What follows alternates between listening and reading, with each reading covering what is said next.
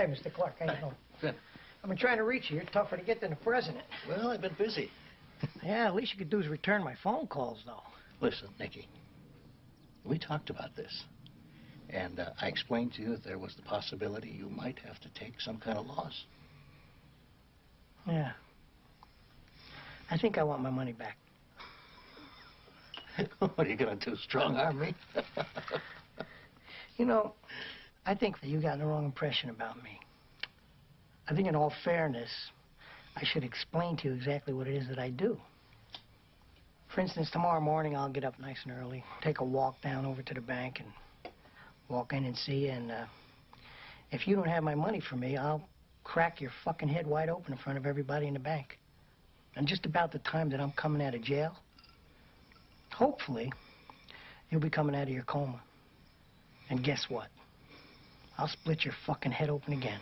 Because I'm fucking stupid. I don't give a fuck about jail. That's my business. That's what I do. And we know what you do, don't we, Charlie? You fuck people out of money and get away with it. You can't talk to me like Hey, that. you fat Irish prick. You put my fucking money to sleep. You go get my money or I'll put your fucking brain to sleep. Sam. Never mind, fucking Sam, this is personal. I'll be there in the morning. You can fucking try me, fatso. You fucking try me. Hey, what to do, comic book gurus? It's your boy Razor Comics, and it's live, late night, after hours. How are you doing? Thank you for stopping by. We have a show for you tonight. Apologize for the lateness, but we have a special guest tonight hanging out backstage, AngelHunter78, a whatnot seller who's going to stop by and hang out with us. We're going to have a good time. Thank you for stopping by. It's Saturday night. I'm feeling good. I hope you're feeling good. Let's get this party started, guys. I mean, what I mean feeling good, I mean, I'm feeling really good, guys. I can't wait to start the show. Been waiting all week. I'm excited to see you.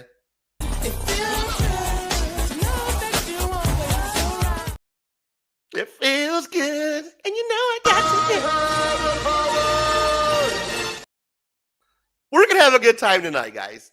Thank you for stopping by and hanging out with your boy, Razor Comics. What are we talking about tonight? Well, we're going to get into some Whatnot versus LCS, the local comic book shop drama. That's right. We're going to get into it. Your boy has a rant for you tonight. And when I talk about a rant, I'm talking about the LCSs, the local comic book shops. It's on them. They have the onus to make things better on their end. And what I mean about this is how Whatnot is killing the game, the retail comic book game, son. Whatnot sellers are actually making more than comic book shops. That's right. Your average comic book shop owner makes $62,000 a year. That's how much an average comic book shop owner makes. How much do they make off a single comic book? Well, that varies depending on who you talk to. But we do know this. Back in the days, Diamond would give them half off their retail books. So a $4 book, your comic book shop owner would get it for $2. They would slang it, and after rent and retail, paying employees, all that good shit, they get maybe 20 cents to 40 cents a comic book, whatever it is. We know it's not a lot. That varies, but tonight we're going to get into it. I actually got a seller from Whatnot who's going to give us some information. He's going to talk about being a seller and how Whatnot has pretty much changed the game. LCSs are now retreating, waving the white flag. A lot of them are either joining or they're shutting down, but they're still complaining. Now, when you walk into these local comic book shops, it's definitely like stepping into a funeral for fun. There's fluorescent lights are flickering. The walls are yellow like a nicotine slab, and then the welcome. I get, you're right. When you walk in, it's basically for some dude behind the counter that's watching X-Files reruns over and over and over and over and over with the enthusiasm of a dead cat. Compare that to a Whatnot stream, son. Go to a Whatnot stream. Just pick up your phone and start scrolling Whatnot. First couple streams you're going to get, I can't do it. Music, it's bumping. The chat is live. There's strobe lights and shit going off. It's actually fun. Sellers are hyped to show you a dollar bin book. It's like a grail to them. They're actually there to have fun. They're interested in even dollar books. They're pumping those up. You walk into a local comic book shop, they're not pumping up their dollar bin. you gotta search for that dollar bin. I'm in a Whatnot stream, bro. I'm vibing, I'm laughing, I'm entertained. Meanwhile, at your local comic book shop, when I walk in, I'm even afraid to sneeze, bro. It's so you can't even talk to anybody. It's like you don't want to wake up whatever creature's behind the fucking dollar bin. Whatever creature's working in the shop, you don't want to bother them. You know, you just want to keep it quiet. Don't say nothing. You know, shh. It's like a goddamn library when you walk in there. The deals, bro. The deals at Whatnot are unbelievable. I mean, the wall books compared to Whatnot books are crazy, bro. You go to a local comic book shop, they'll talk about that. This book here is $50. It's hot right now, man. It'll be a fucking facsimile reprint of goddamn foil. You're like, come on, bro. That's what you're gonna be. You've been sitting on your wall last year. Goddamn facsimile foil.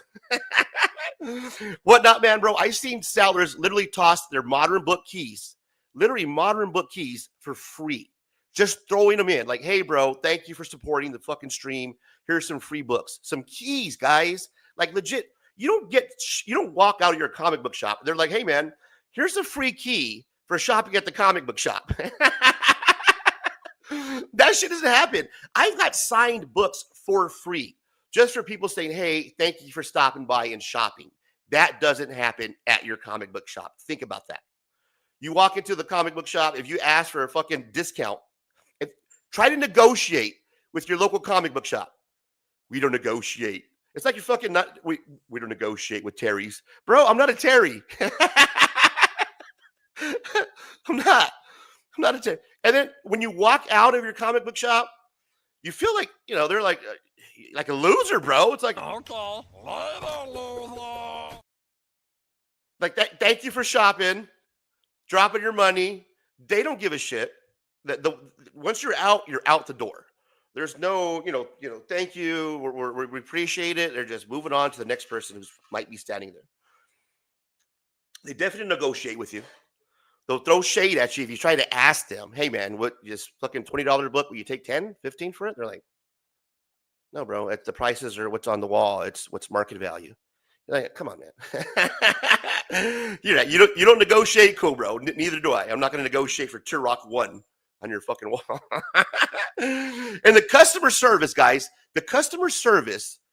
from Whatnot compared to your local comic book shop, think about it. I've honestly never had a problem with Whatnot. And if I've had a problem with Whatnot, anytime I've returned something, it's like this. It's like this, guys. I get it a credit immediately, whether it be from the seller or be from Whatnot. You don't get that type of customer service at your local comic book shop. You don't get that type of immediate customer service. Bro, you go pick up your stack of books for your weekly haul, your weekly pull list. You'll be lucky if those books are mint. Usually there'll be a couple ones that have spine ticks or fingerprints and shit on them. The customer service is not the same. The care, the love is not the same, which is sad because you figure that you're going to your comic book shop and that would be different. It's not, guys. The sellers at Whatnot are completely different than how you think. They're actually caring for their product and they're doing a lot better than the comic book shops. You ever go to a new comic book shop for the first time and you just walk in? Do you ever wait to see if anybody talks to you? Because I do. How many times do they actually walk up to you and welcome you to the comic shop other than that welcome stare that you get when you walk in? Like the mandatory welcome that the owner makes them fucking go over. The community is supposed to be built at your local comic book shop, right? That's one thing that I always hear. Community is big for us. And one thing that I'm always told is that Razor, we need to keep the comic book shops open because it's a place that we can gather. It's a place for community that we can get together and we can, hang out. Well, let me tell you something, guys. I'm not seeing that. Where I am seeing that community is at a Whatnot stream. A Whatnot stream is relatable. I can hang out with other people that are like me, and it's the same people that show up to support those sellers. They got music, they're entertaining, and they care about their product. They care about their product to where they're actually mailing out specialized mailers, branded fucking tape, Gemini mailers that are packed beautifully. They got stickers, they got thank you notes. Some Whatnot sellers actually will send you a thank you note, thanking you. Like, hey, thank you. You ever walk into your comic book shop? What do you get when you walk out of there? A black bag, but maybe your pull list That's correct. And maybe there's no spine ticks. And that's it. You'll be lucky if they're even bagged and boarded, guys. You'll be lucky if they're even bagged and boarded, right? At Whatnot, most of these sellers, you don't have to worry about that. They care about their product. That's what I'm talking about today. And it's not on Whatnot to worry about the comic book shops. You LCS owners, I hear you crying, complaining. Bro, it's not 1995 anymore. It's 2025. It's time to evolve. Get your shit together, local comic book shops, because Whatnot is killing the game. Sellers are making more money than your $62,000 a year, and they're doing it from their kitchen, sweaty, with house slippers on, bro. So get your shit together. And who's going to help me out tonight? Of course, we got George from the 757 Hustle Show. We got the chat, we got housekeeping, and we got everybody chilling backstage. So let's get this show on the road, guys. You ready? Because I'm ready. Skoden. Skoden.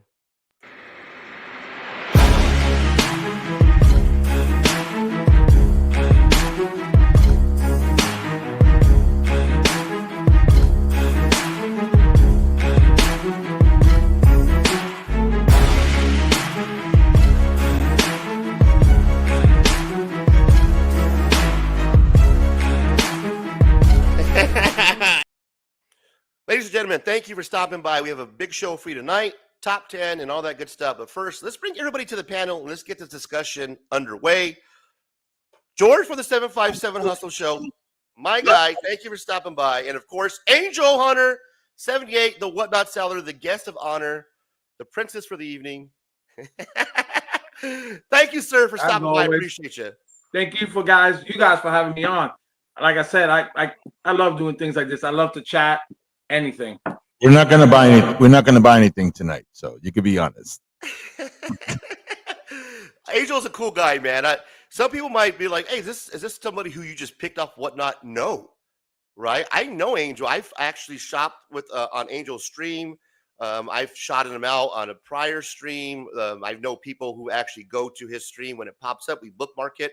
It's pretty much like a community hangout, like you would experience on your YouTube, like an old guy, like I say, but on Whatnot, like Wrestling Fan and other guys that actually pop up on your stream. I see them all the time, bro. So I actually commend you on not just having an awesome stream, but building like a community, like an actual hangout. That's awesome. See, it's kind of like it's crazy how you said that. How it's like it's not 1995, it's 2025, and I feel like it's kind of like. Before I used to be like, I'm 47. So before this to me is like, how do I meet my friends? We play on Xbox or PS. That's how we meet. Now it's totally different. It's a new game. So Whatnot is like, that's how you make friends. That's how you tell everybody what's up.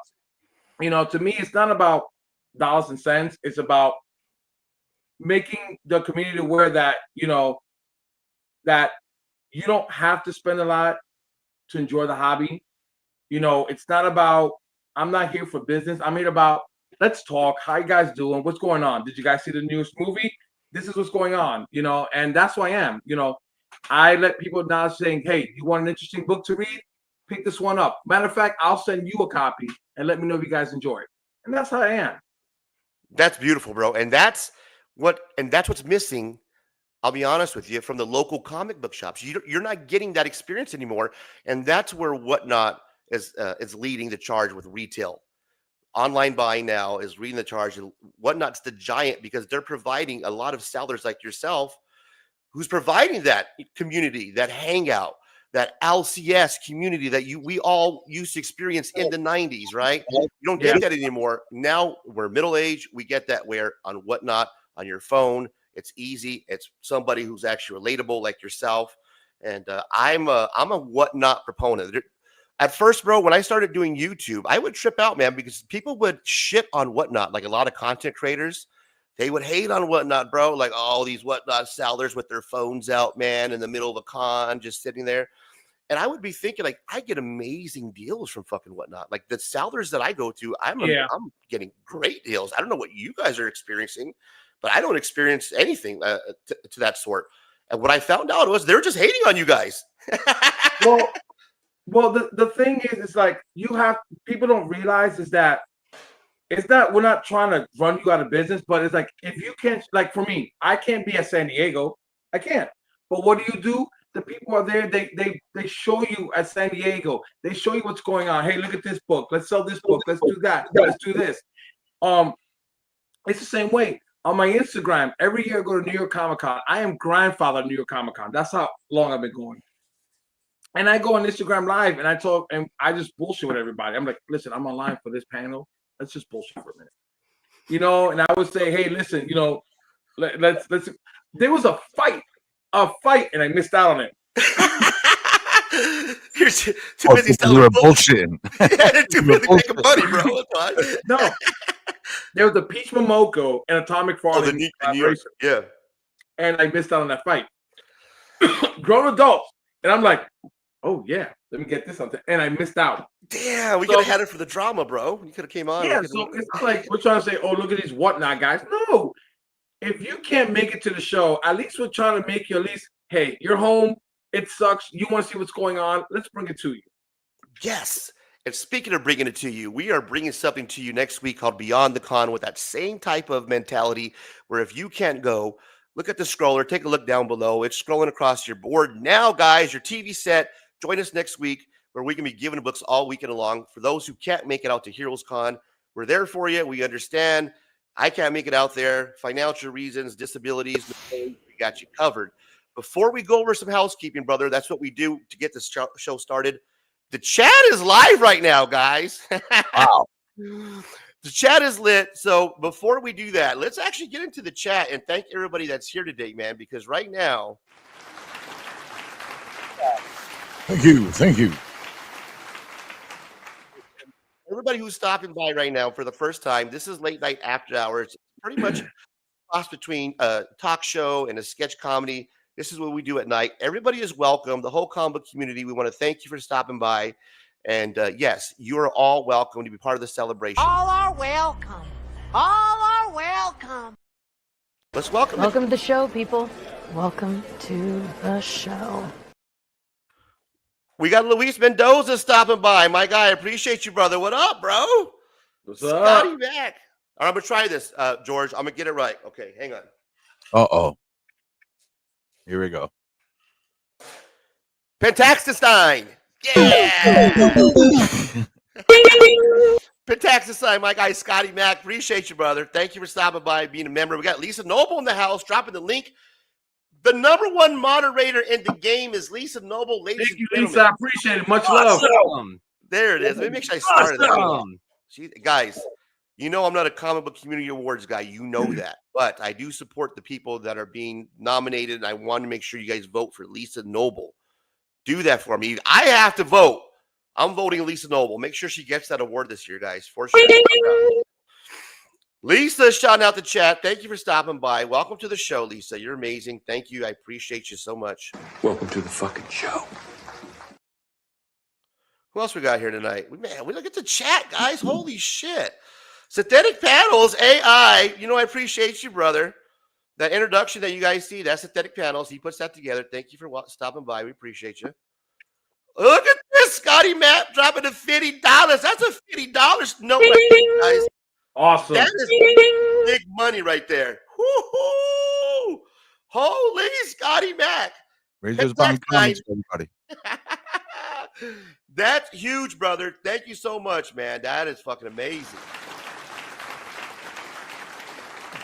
$50 holla.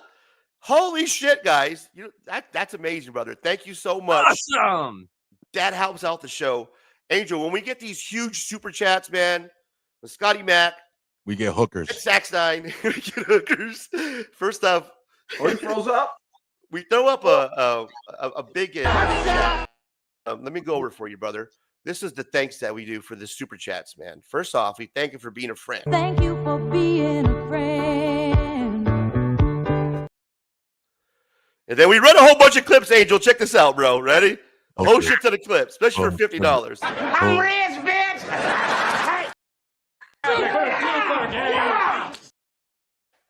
What? Did we just become best friends? Yep. Yeah. You're gonna like this guy. He's all right. He's a good fella. He's one of us. He's one of us. Forget about it. He's one of these guys. Down he is. Smart. What's wrong? Yes, he's one of us. What a way to start the night. Get What about a way, brother. This is amazing. Look at we have Chad Wynn. What's up, brother? Thank you for stopping by, man. Appreciate nothing you. much. He hanging out, having a good time. Saturday. Welcome to the show, man. We appreciate it. Thank you for stopping Always a by. win brother. when Chad's around. Always a win when Chad is. It's always a win when Chad's around. Welcome to the show. Welcome to the fucking show. Man, who else we got going on here? Holy shit, guys. One collection down. Fable's in the building. What it do, Guru? Oh, How The does it return. do it? Is it this way? Station. I The want to make sure. return. I got to make sure my hand doesn't go, can't. It's got to be this way, right? It's like this, Ray. It's like this. Don't hit me. I'm YouTubing. Leave me alone. Luis hold Mendoza. on, Luis.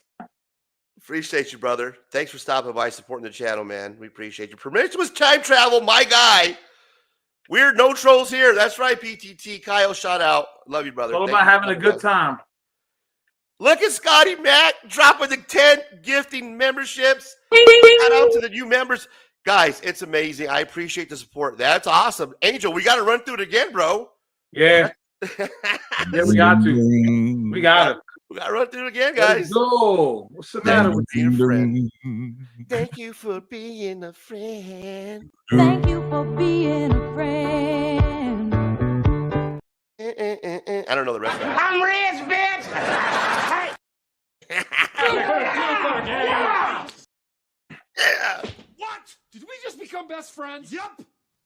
You're gonna like this guy. He's all right.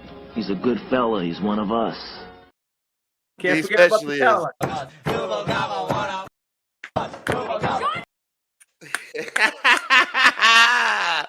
I Guys, love that we're gonna- scene with the Cadillac.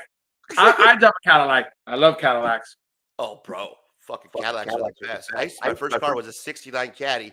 Luis Mendoza shouting out the chat. Who else we got here? We got Luis. We got one collection down. Right. Random Reads. What it do, my guy? Thank you for stopping by. We appreciate you. Random Reads used to be Random Rips, which I thought was even a cooler name. I kind of stole that one with the Razor comic rips. But Random Reads used to be Random Rips. Thank you for stopping by, my guy. Welcome to the show. Appreciate you.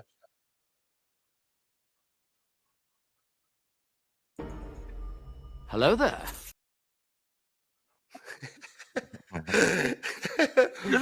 Obi. Raquel, appreciate you stopping by. Thank you so much. You're awesome. That is amazing. Raquel. We got Raquel. That's actually that name, right? Raquel. That's very Raquel. Italian. mysterious.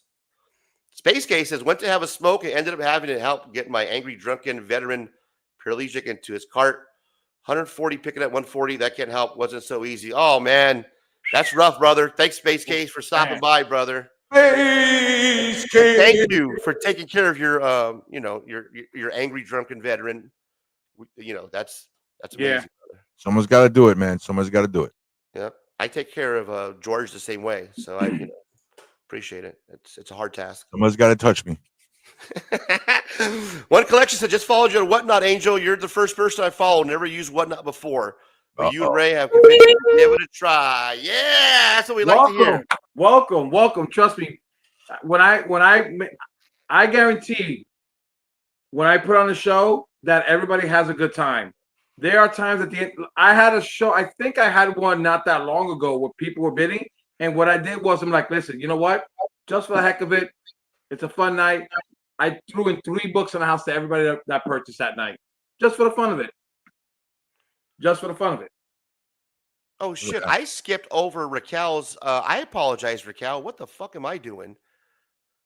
Raquel dropped a 1999 super chat, and I looked right over it. Angel, that's my bad. Bro. Oh, Look at this right here. Raquel says great show, and I skipped over it. Thank you. The mysterious, lovely Raquel dropping a 1999 super chat. Holy Raquel!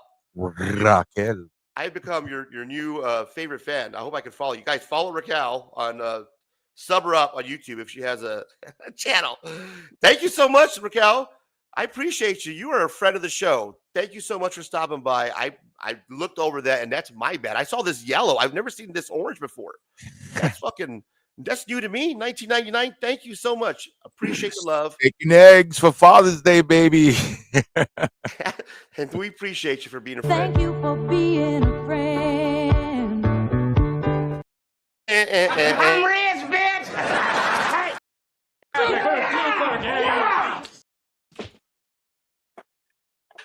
What? Did we just become best friends? Yup. And this guy, he's You're gonna like this guy. He's all right. He's a good fella. He's one of us. Gobble, gobble, one. Gobble, gobble. Thank you so much, guys. That's amazing. I appreciate all the support. That's awesome. And What a night. What a puts night. me over the 100 that I need to get cashed out at the end of the month. So thank you, guys. That's amazing. Oh, yeah. So let's get this show on the road, guys. And how we get the show on the road is we started off, of course, with a little bit of housekeeping. So let's do it. Housekeeping, guys. Housekeeping. Don't think you're sleeping. Housekeeping. You want me to jerk you off?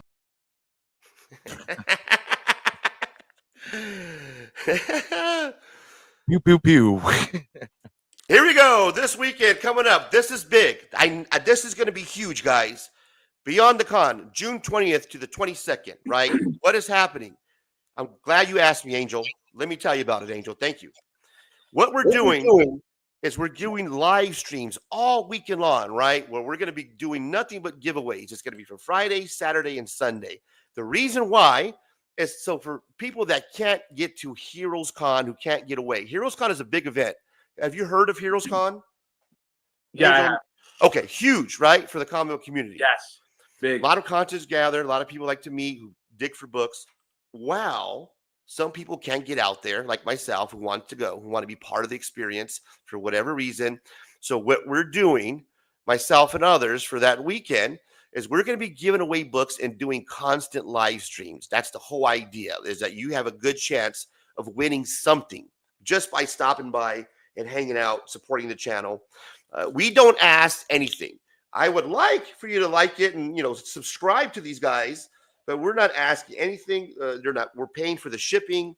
All you have to do is stop by, hang out, have a good time for the weekend, and we're going to give you some free books. You're looking at a roster of people who are going to be hanging out. Myself, of course, this beautiful gentleman down below, George from the 757 Hustle Show, Scotty Vaughn, who's going to be at the con. So he's not going to be doing live streams, but he'll be at Heroes Con with George.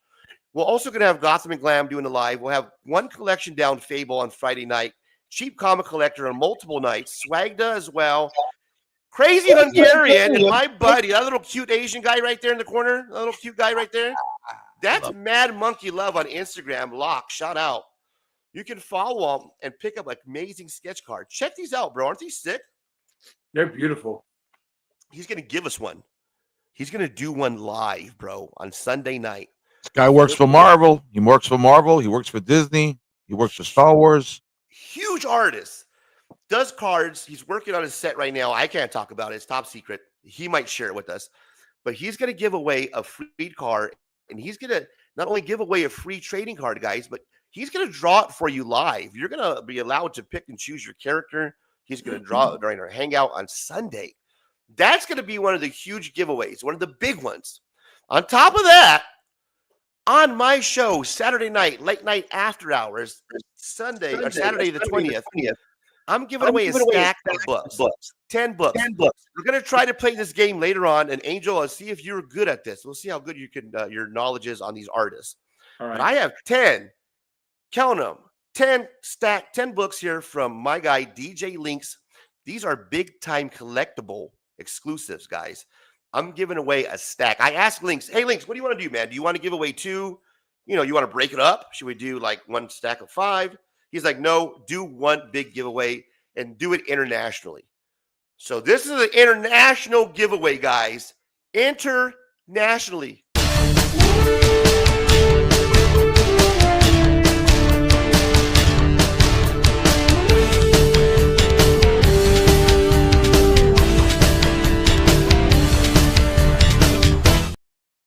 You're going to have a chance to win 10 Bangers. Big time comics exclusive from DJ Links.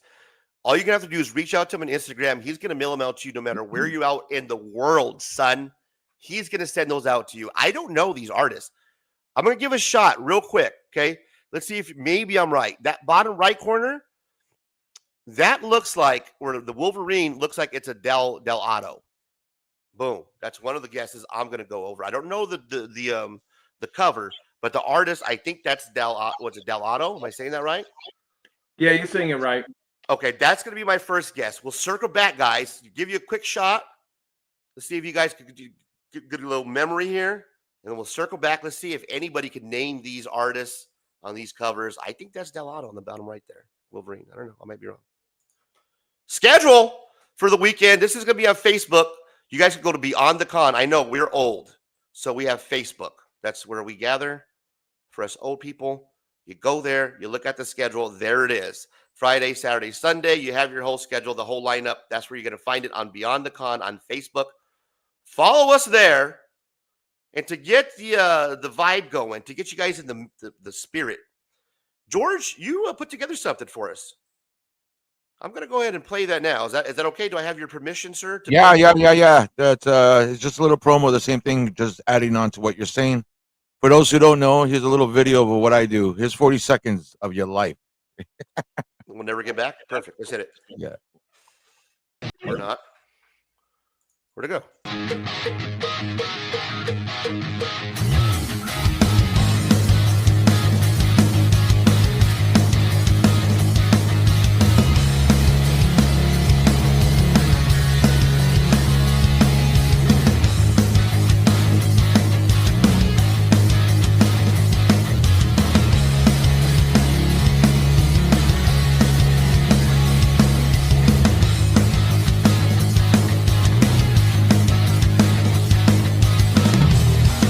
Do my shirt off.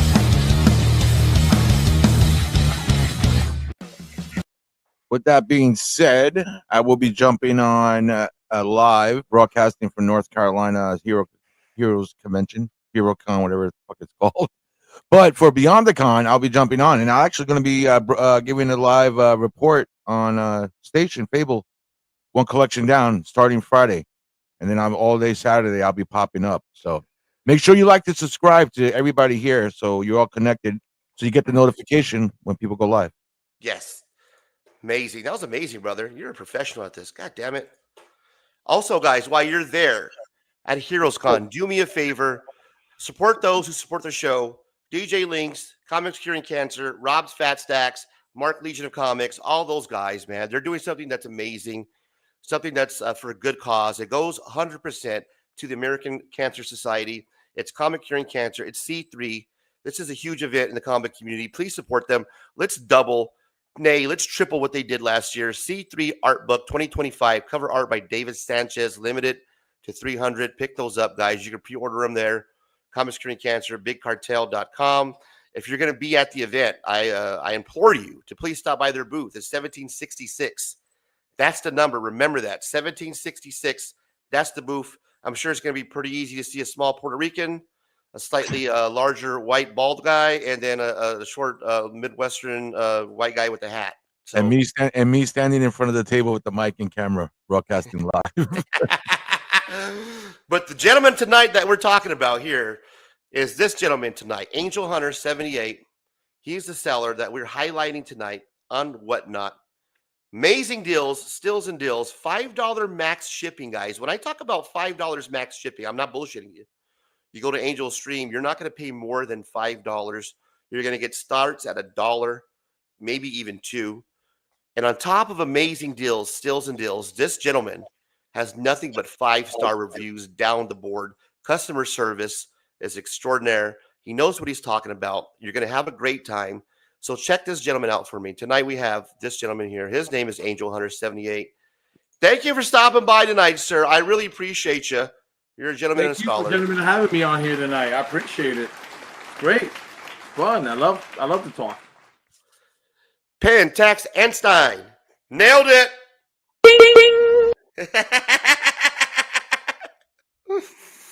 Brother, the reason why we have you here, I guess let's get a little bit serious for a moment, is because of Whatnot taking over the game. And when I mean the game, I mean the retail comic book game. The reason why I say Whatnot is the new LCS is because I mean that. I'm just not trying to bullshit. I'm not trying to cause drama. For the last year or so, I've noticed a shift in collecting, especially with me. I no longer go to the comic book shop on Wednesdays. I used to. I no longer do that for a lot of reasons. One, for being the vibe, being one of them. You know, the vibe is not there. When you walk into the comic book shop, like I was saying earlier, it's just, you know, it's kind of creepy. It's kind of weird. It smells. It's just the vibe's off. The deals, you can't negotiate. The books are what they are. Maybe there's a dollar bin that's been, you know, restocked. Customer service and community. These are the things that I highlighted. And I recognize that I'm getting that not at my LCS, but I'm getting that on Whatnot. And I've noticed that a lot of people are shitting on Whatnot. And I'm here to be a proponent on Whatnot because I've met you and other sellers that I've come across in the community. And you do an amazing job, bro. One thing that I wanted to commend you on is not only just the deal, the customer service and the community, but the deals that you have. You have $5 max shipping, and then you start off books at $1 and $2, man. I mean, can you talk about that? Is that just something that you are flexible on? Are you going to change that, or is that?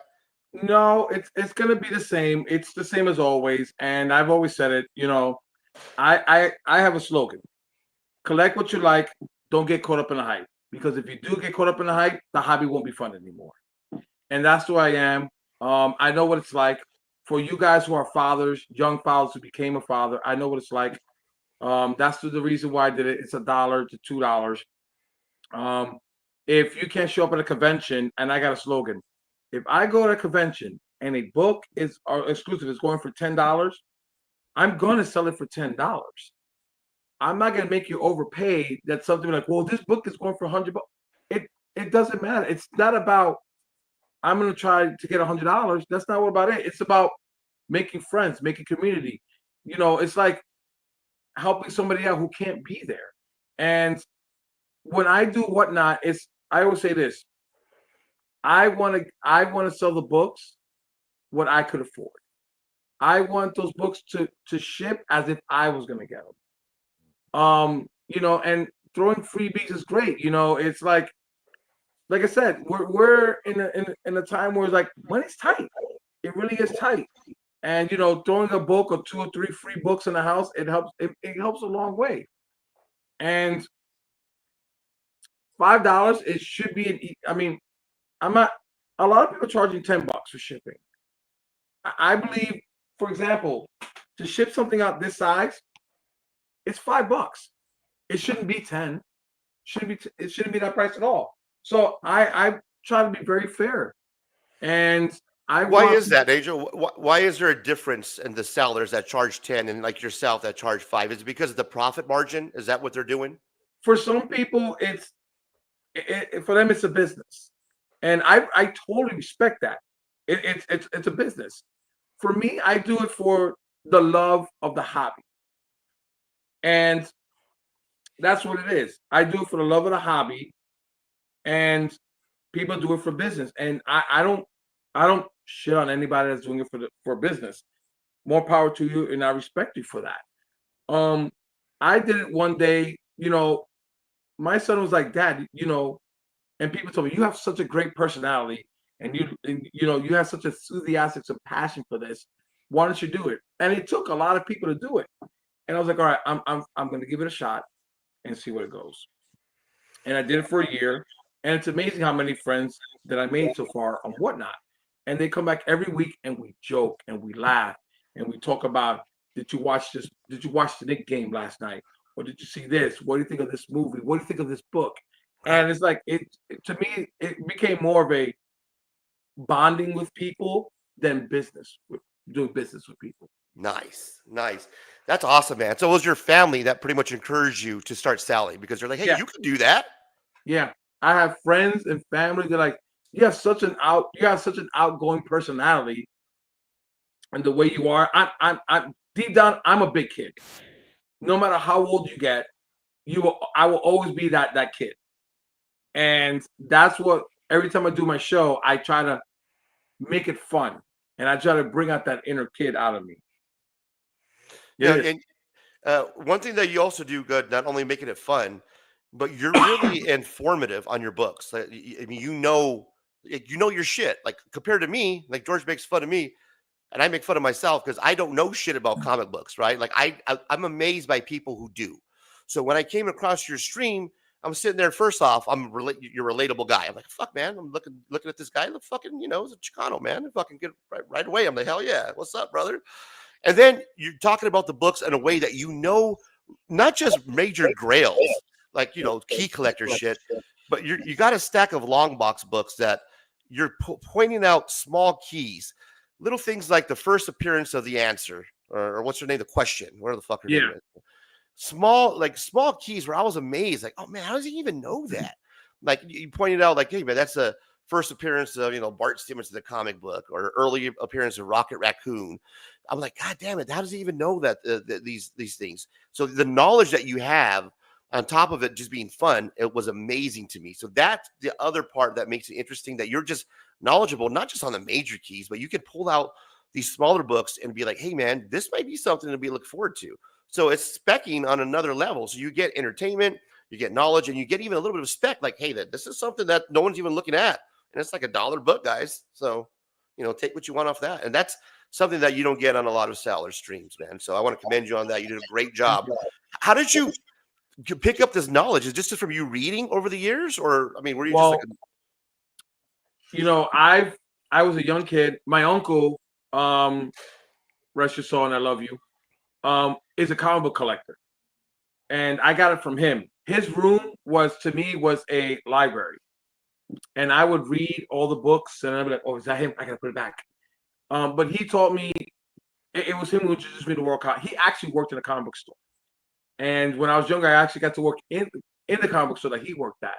So I learned it all from him, and he would give me a book when I was young. He goes, I want you to read this, and then report back to me what do you think about it.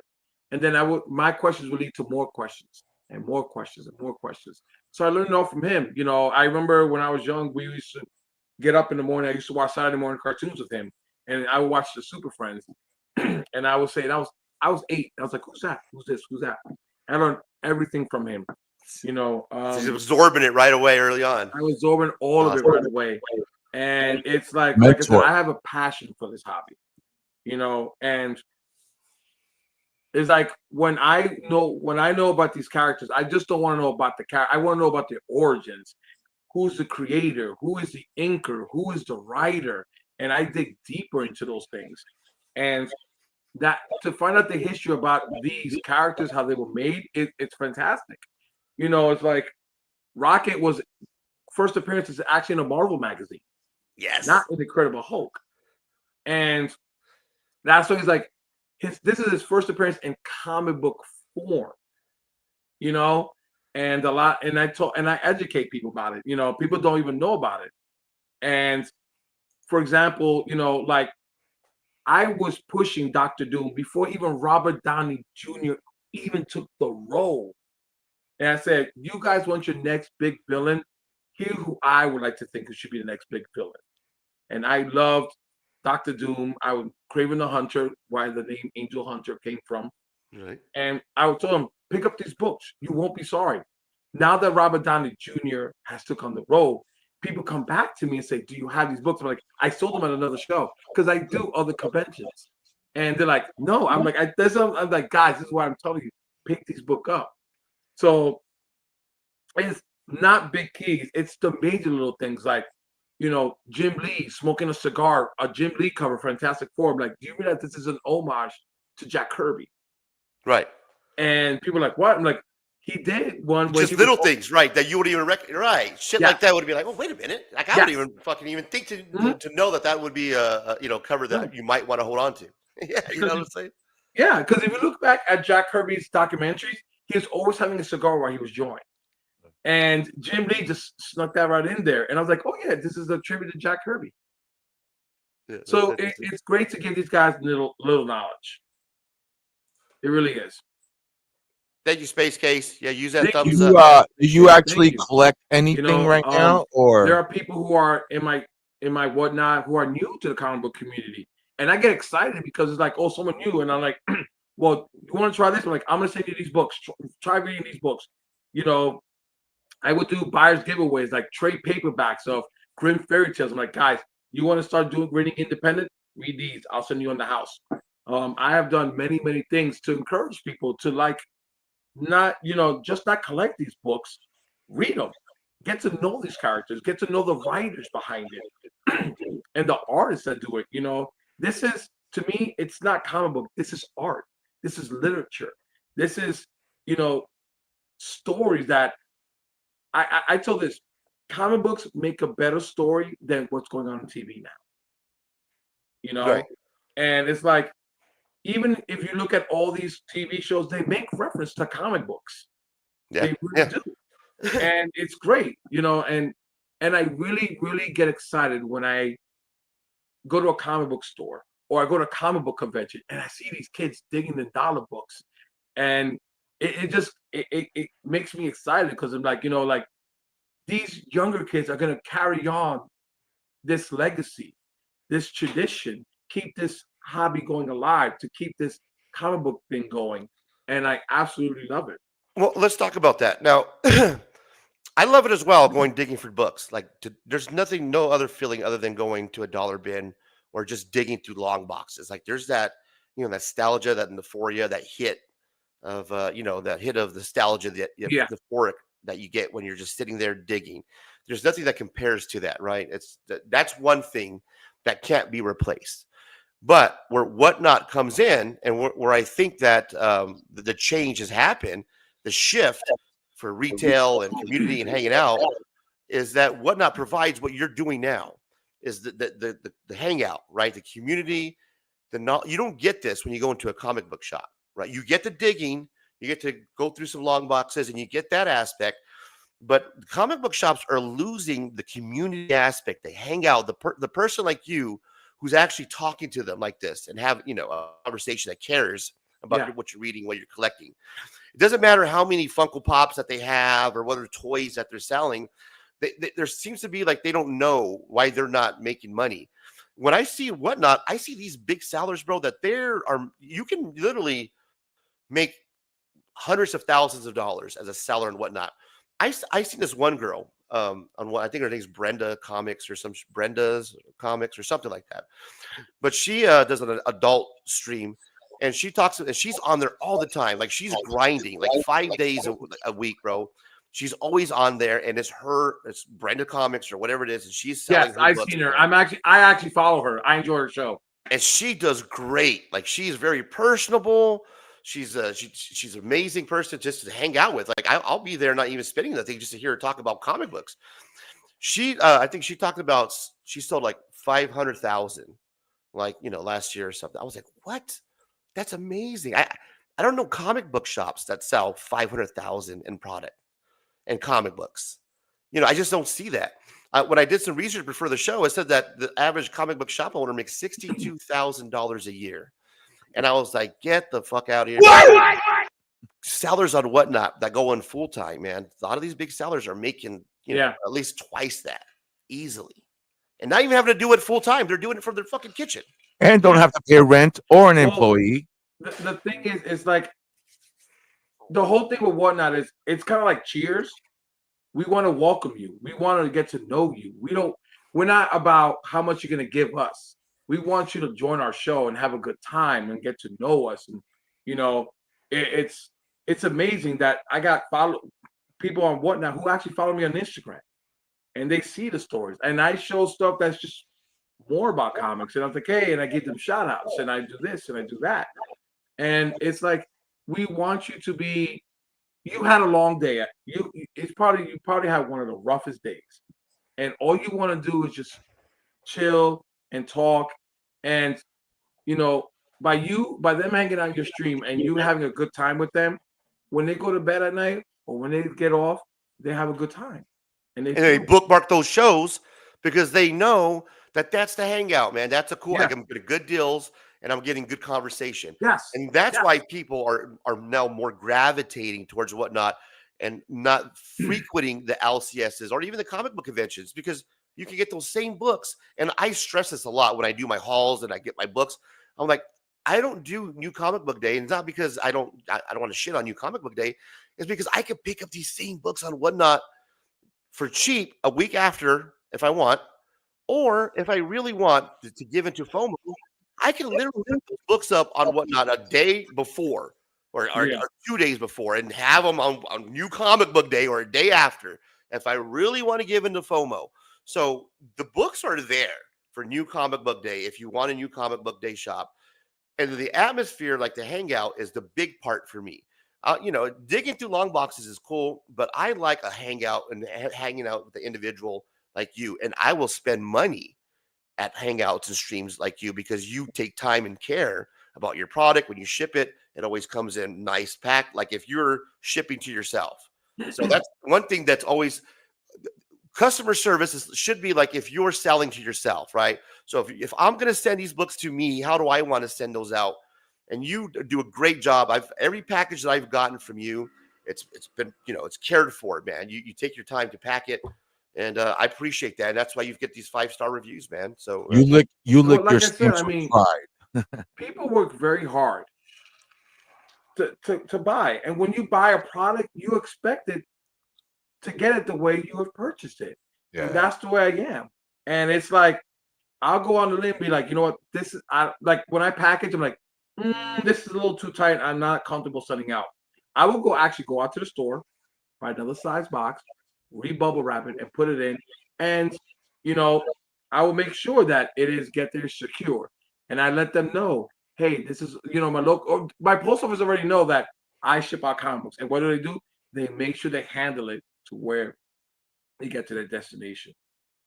Nice. Scotty Mac, drop in another PTT, my man, in the chat, and a $5 bill, y'all. This guy right here, man. I appreciate you, brother. That is amazing. That's awesome. Gotta run it again, Angel. Gotta run it again, brother. Here it goes. Bring up the Cadillac. Thank you for being a friend. I'm rich, bitch! I love that when he pushes the guy when he's going to the front.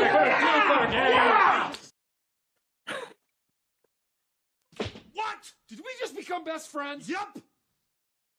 You're gonna like this guy. He's all right. He's a good fella. He's one of us. Scotty Mac is definitely one of us. The guru in the building, Scotty Mac. Hey, and a shout out to Hustler here. He just did it. It is now midnight. It is 12:01. I even said my happy Father's Day, everybody. Hey, happy Father's Day to all your happy Father's Day. I know. All you deadbeat dads out there, happy Father's Day to you. Which one of us is? That'll be me. I'm the OCD. When I'm collecting comics, I'm the OCD. If there is, I collect books at he was going to claim the deadbeat line. Newsstand, Canadian prices. DC, like it's just funny. So me and my son were just talking. He goes, "You have every single issue of Green Lantern number 51." I'm like, "That's right. I have the direct, the newsstand, and I have the DC logo." Like and that's me. I'm the OCD when I collect comics. And the DJ Mix version. I do. Bro, that's why I can't fucking do New Comic Book Day. Because I'll walk out there. I used to spend over $100, bro, a week on New Comic Book Day. Because I had to have the variant. I had to have the fucking A cover. You know what I mean? Because you got the A cover, you got to have the variant. Because you got to have a cool variant to go with the A cover. This guy was selling blood for variants. But for me is the new ones. I try to stay away from. I collect the ones that when you go dollar in the diving dollar bins, that's where you find your DC logos, your newsstand, and that's an easier way for you if you're like OCD like me. That's build up your collection, right? Like for me, I have the Secret Invasions. I have the first printing, the variant sketches. I have them all at the set. So I'm just that way. All right, let me ask you this, man, because here's the question that people are going to be like, well, he didn't cover this. He talks about Whatnot and LCS. So when I did the research for the show, it was kind of vague on the numbers on what LCS owners make on new comic books. So what I found out is that I guess back in the day, before the whole Diamond, debacle, if you will, that Diamond would basically charge the LCS shop owners. And I might be wrong. This is what I fucking read. So who knows? But what I read is what they would charge LCS shop owners half. So if if a retail book was $4, then the LCS shop owner would pay $2, and then they sell it for retail, and then after rent and employees and payroll and all that shit, utilities, that's their profit after that was like 20 or 30 cents. Yeah. That's what I read. Now with Whatnot, depending on where you start your books, because some sellers start them at 1, 2, 3, some start them at 10, depending on what you're selling and what your shipping is.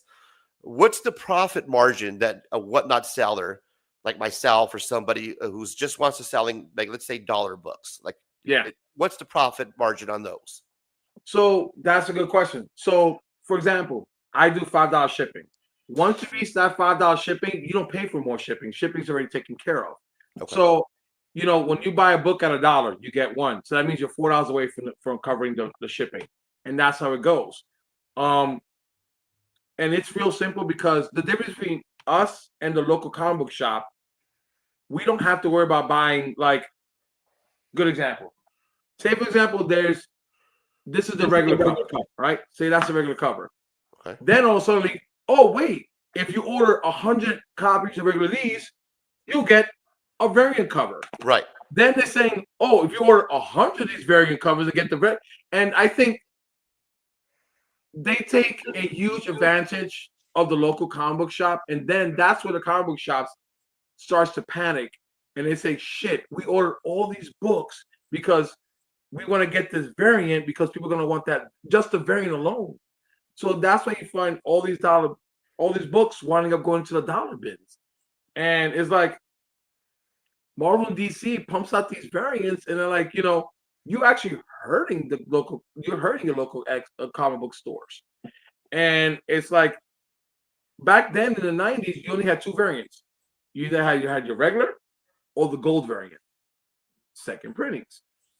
So for me, it's like, if I say $5 shipping and then you buy this for $1, you're $4 away from the shipping. This one sells for $3. You just cover your shipping. And then after that, so the shipping is taken care of. After that, whatever they buy, then I start making profit. Right, because Whatnot takes 30% off on top of the shipping? So that's another. So you get 5 to start off. Once you pay up to 5, after that you pay $1. So the only thing I have to pay for is the Whatnot fees. It's about 90%, stuff like that. So if I make $700 that night. Okay. After everything's done and I get hit with the fees, I probably went up with probably $450, almost $500. Because it's 90% and then the shipping. Yeah. So you pay. Yeah. So you pay. So the tax is, like, for here in Maryland, you pay 6% tax. So what I try to do is I try to keep the cost down to keep everybody coming back and to enjoy the show. So I don't want people to be like, well, I only have $20. Well, you know what?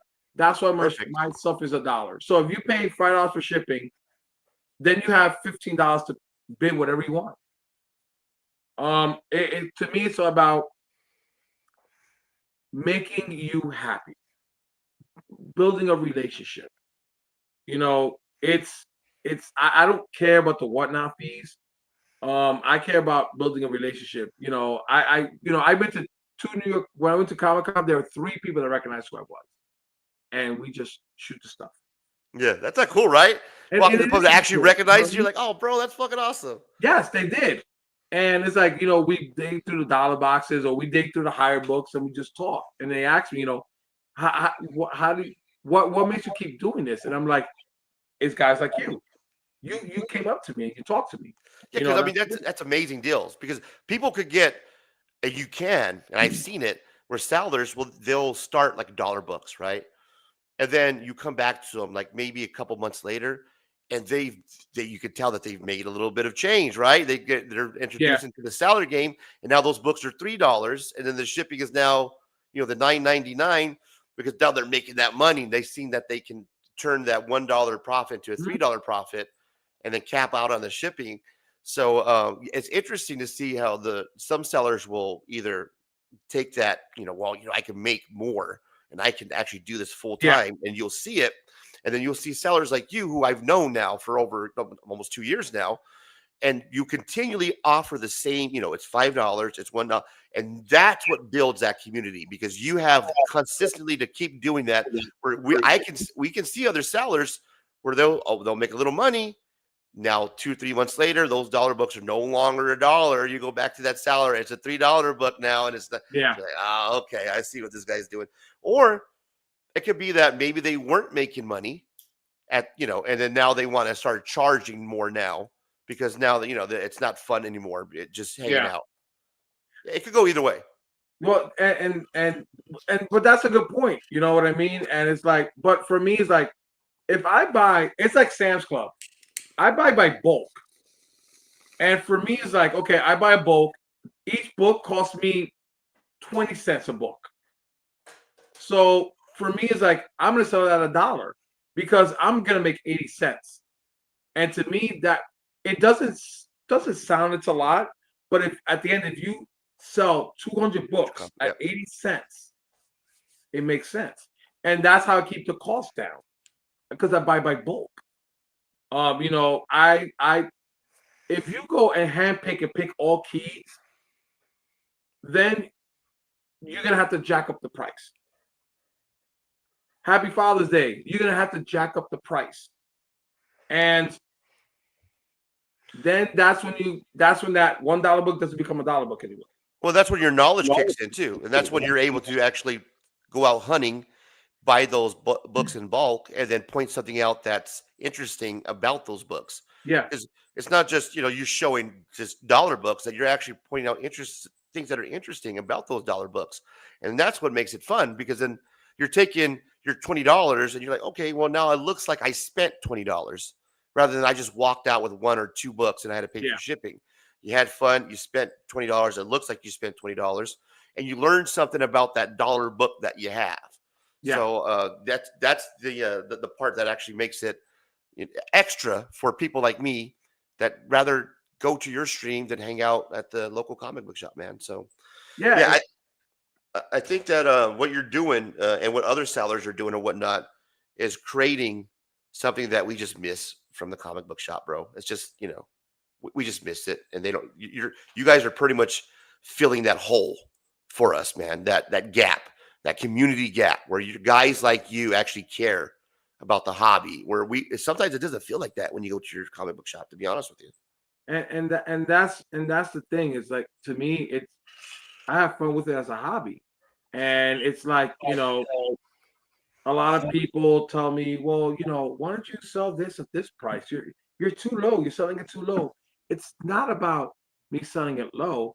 It's, if a book is $5 and you win it at $2 at the end of the bid, that's great, because you've been looking for that book for so long.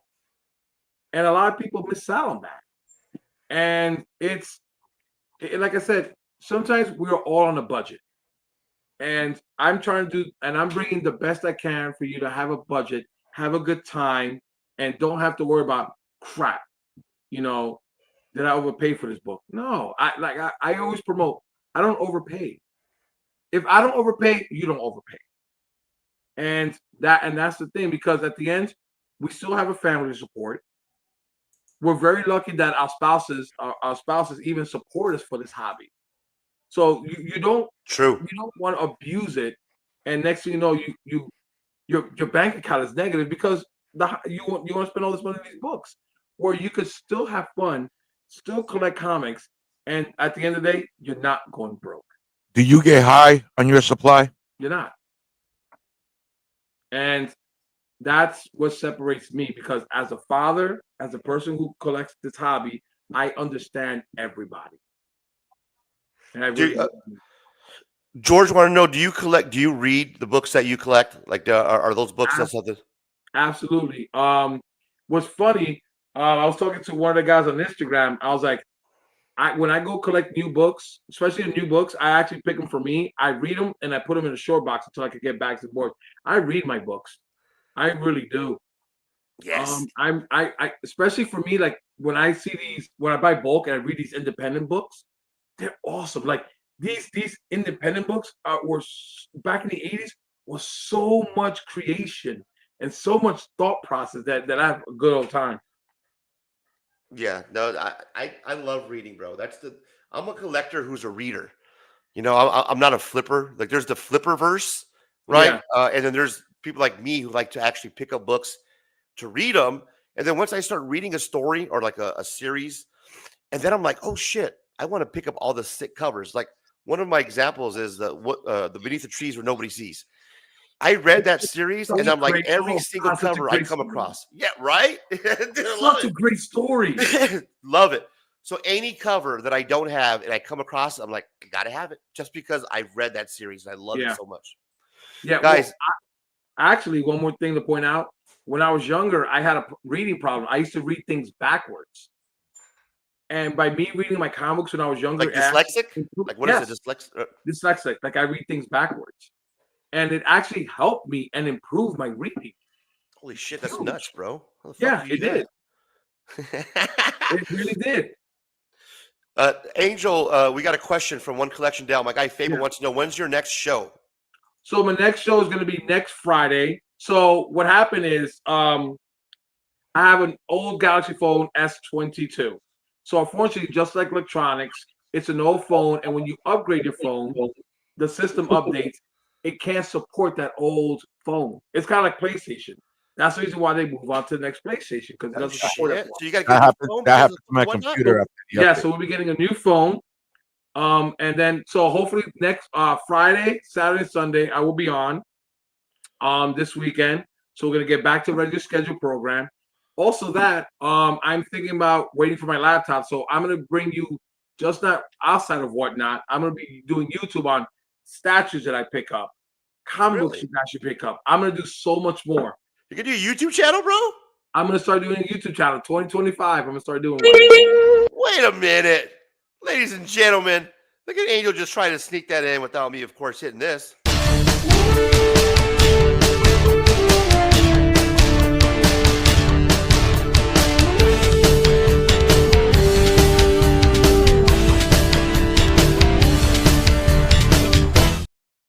This just in. So, yeah, it is. I'm going to be doing cool things. I'm going to be doing recommendation books to read.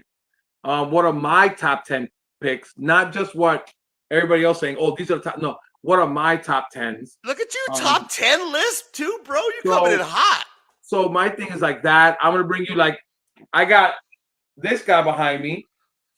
So I'm going to bring you so much stuff and acknowledgement. What is that? Let me see, bro. Come on, let's see. Show and tell. What do you got here? So I took collectible by Aquaman. I knew it.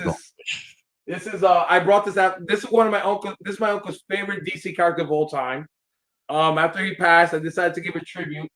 So I'm doing a Justice League statue. Nice. So so every week it'll be have a different one. I'm gonna be talking about just not statues, comic. I also collect original art, like original comic art page. Right.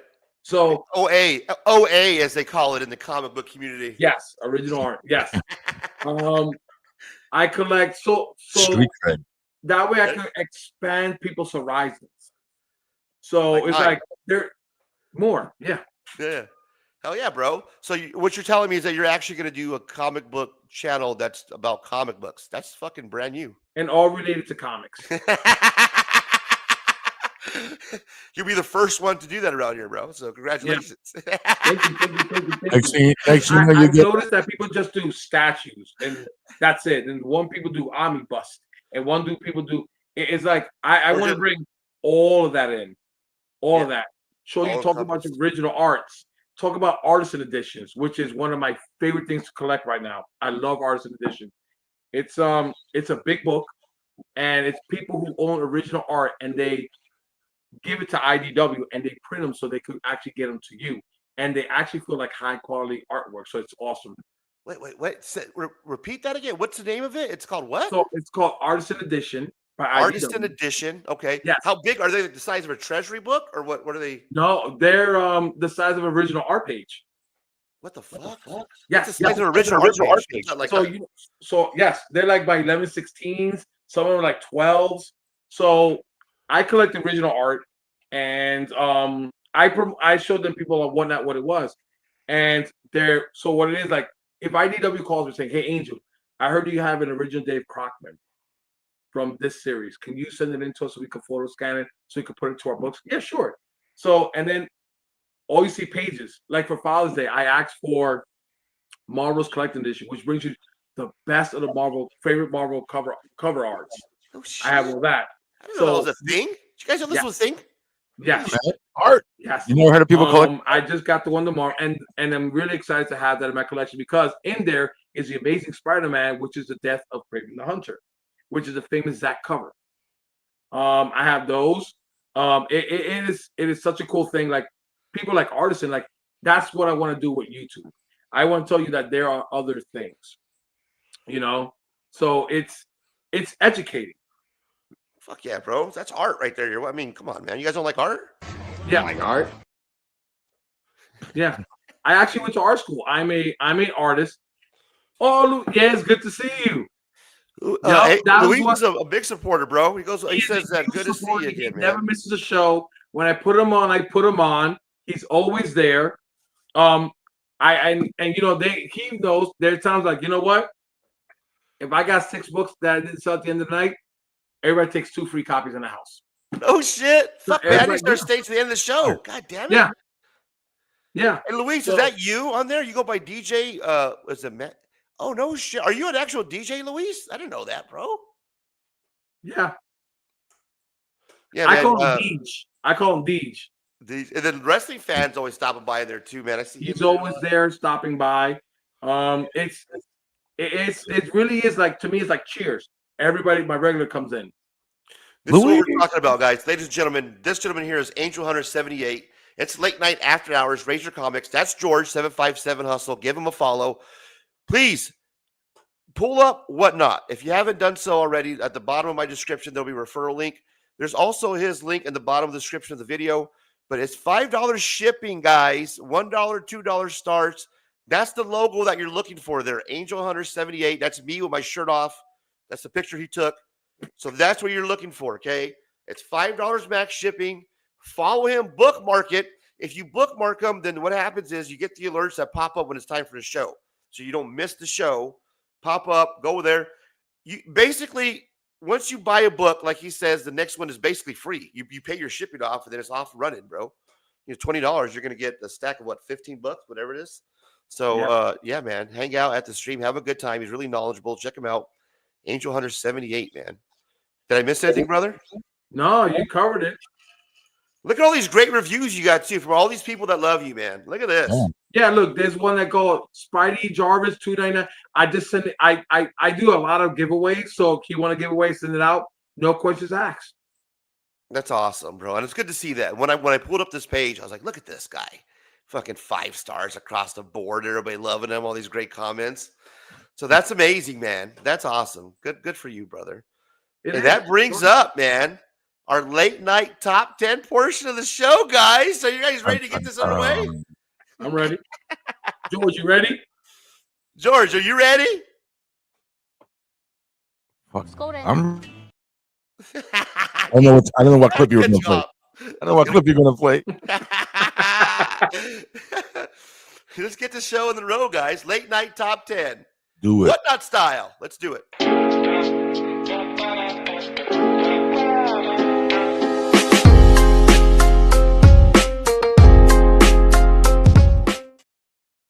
Hey, Synthetic Panels, if you're watching, can we punch that up a little bit? Can I get something a little bit more, you know, like hip to it? That sounds like real porno music. Like when I'm hearing that now. Synthetic Ain't nothing Panels. wrong with that. Ain't nothing wrong. Yeah, brother. Let's see if we can punch that one up just a little bit. What do you guys think? All right, let's get the show on the road. Late night, top 10. Ladies and gentlemen, you know and love it. It's here. It's the late night. It's time for the top 10. And tonight's top 10, guys, is things that you do not want to hear on a Whatnot comic book live stream. That's right, guys. So if you go across the live stream, these are going to be the top 10 things that you do not want to hear from a seller. Now, I've come across a couple crazy live streams where the sellers can be a little bit, well, you know, outrageous. Some have broken down. They've, lost it on actual buyers. I've seen some crazy shit. For the most part, sellers are pretty cool. But there has been some weird circumstances where sellers have went off. I mean, we've seen the videos. So tonight, these are the things that you do not want to hear on a Whatnot comic book live stream. Ladies and gentlemen, here we go. Number 10. This is a rare third print Canadian price variant error misprint newsstand direct hybrid foil, man.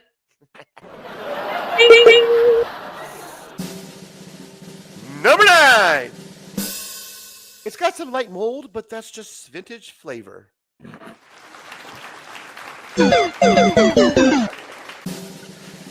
Number 8. Yo, chat. I lost track of the bid. Who won?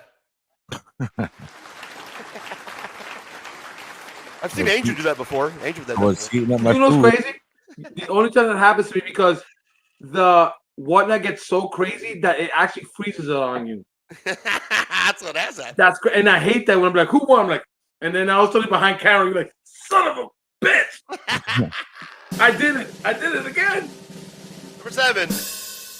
Ban that guy. He said I overcharge. I've seen that, man. I don't have to worry about that. I've seen a guy literally ban somebody from a Whatnot stream because a seller or buyer was calling him out. He's like, dude, you're starting these books off at $3. Ha ha ha. And he banned him. He kicked him out of the stream. Like, good day, sir. Good day, sir. Holy shit. I've never heard that one, but that's the first for me. I seen it. Number 6. I don't ship with Gemini mailers. I use bubble wrap and a prayer. Hey. We're almost done, Angel. Hang in there. Number 5. Sorry, my camera's fuzzy. Just trust me. It's near mint. It's the internet, bro. The internet.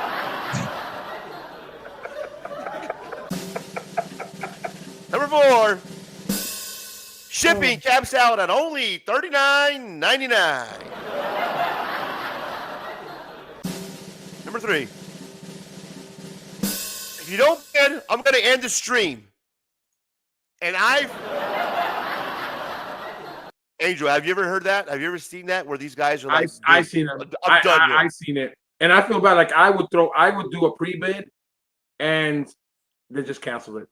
Yeah, right? Because they're being dicks like that. Because I shop on Whatnot too. Number 2. This book was hot last year. Trust me, still worth it. And the number 1 thing that you do not want to hear a seller on a Whatnot live stream say, hello, welcome to the Epic Nation one night only sale. Ladies and gentlemen, thank you for the late night top 10. One night only. If you don't know, George, Epic Nation is, you want to tell him, Angel? Epic Nation is, he's not a well-liked seller in the Whatnot community. Wow. He's a handful. He's a handful. He's a handful. He's a handful. He's a shady guy. He's been caught on camera stealing books at a Comic-Con. Oh, he's been accused of like mail fraud for selling books on Whatnot. He's a villain. Yeah, so they call in the comic book world. They call that a villain. I've heard stories. I'm not mentioning any names, but I heard stories of people bidding on the book. They sent it to them in this empty fucking mailer, and there's no book. None. Thieving. And bro. I was like, I would get messages be like, do you know this guy? I'm like, nope. Just because I pop on the show and I bid doesn't mean I know him. Yeah. Like, that's some shady stuff. Dude, they chased him out. Like, he can't sell and whatnot. He tried to come back under different kind of Epic Nation type titles, names. Whatnot seller 1, 2, 3, 4, 5. Yeah, exactly. One different letter. Epic Nation.03. Yeah, shaking my head says it all. It says it all. That's why it doesn't surprise me. I'm like, oh, okay. And he was hot like a couple years ago when I first pulled up Whatnot and I downloaded the app. He was like, he would pull like a couple hundred people in his stream every night. And I was like, what the fuck is this guy doing that he's pulling, 200 people in his live every night, bro? Well, that's what I found out what was happening. It was. Damn. It's like a box of chocolate. You gonna get your book. You're not gonna get your book. You don't know. Exactly. You don't know. Yeah, no, that was one of the characters that was quickly, and then I haven't heard anything about him. Like he just disappeared because he used to be like a car salesman, and once his gig was up, bro, he couldn't sell. And it's a shame. It's a shame because I have a motto, and as a guy who I coach football, and I told my son this. I said, reputation is everything. Once you fuck it up, it's over. It's over. It's over. Sorry. That's why. That's why I'm stuck here on Saturday nights. Your actions and the things you say represents you. Yeah. Well, if that's the case, well then, fuck, man. Check this out, guys. Let's talk about just a little bit of drama because it wouldn't be Razor late night after hours without a little bit of drama. So just a little bit of drama.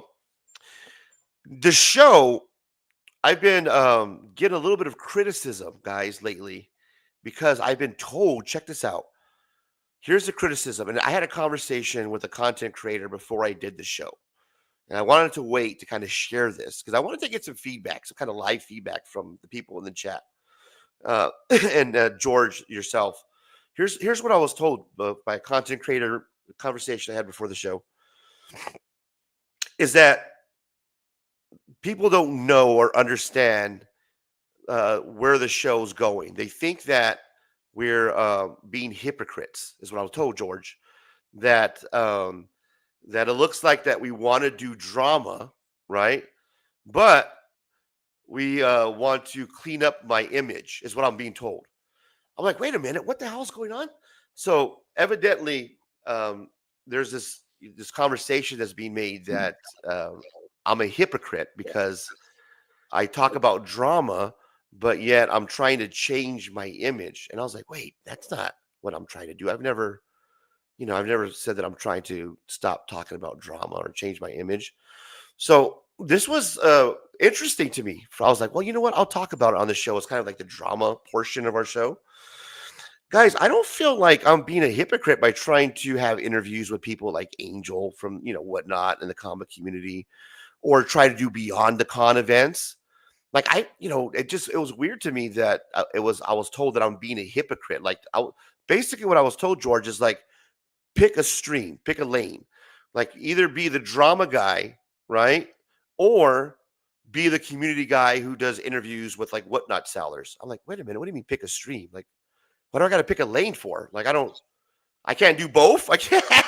We can't have fun but talking drama and also have a whatnot seller on. Like, they're like, well, yeah, it looks like you're trying to be a hypocrite by being, doing the community event, having a whatnot seller on, and then doing drama. Like, it doesn't seem like you're being authentic to what you do. I'm like, well, that's weird. I've never stopped talking about drama. So I don't know, guys. I wanted to get your feedback. Does it seem like the show is going in a different direction?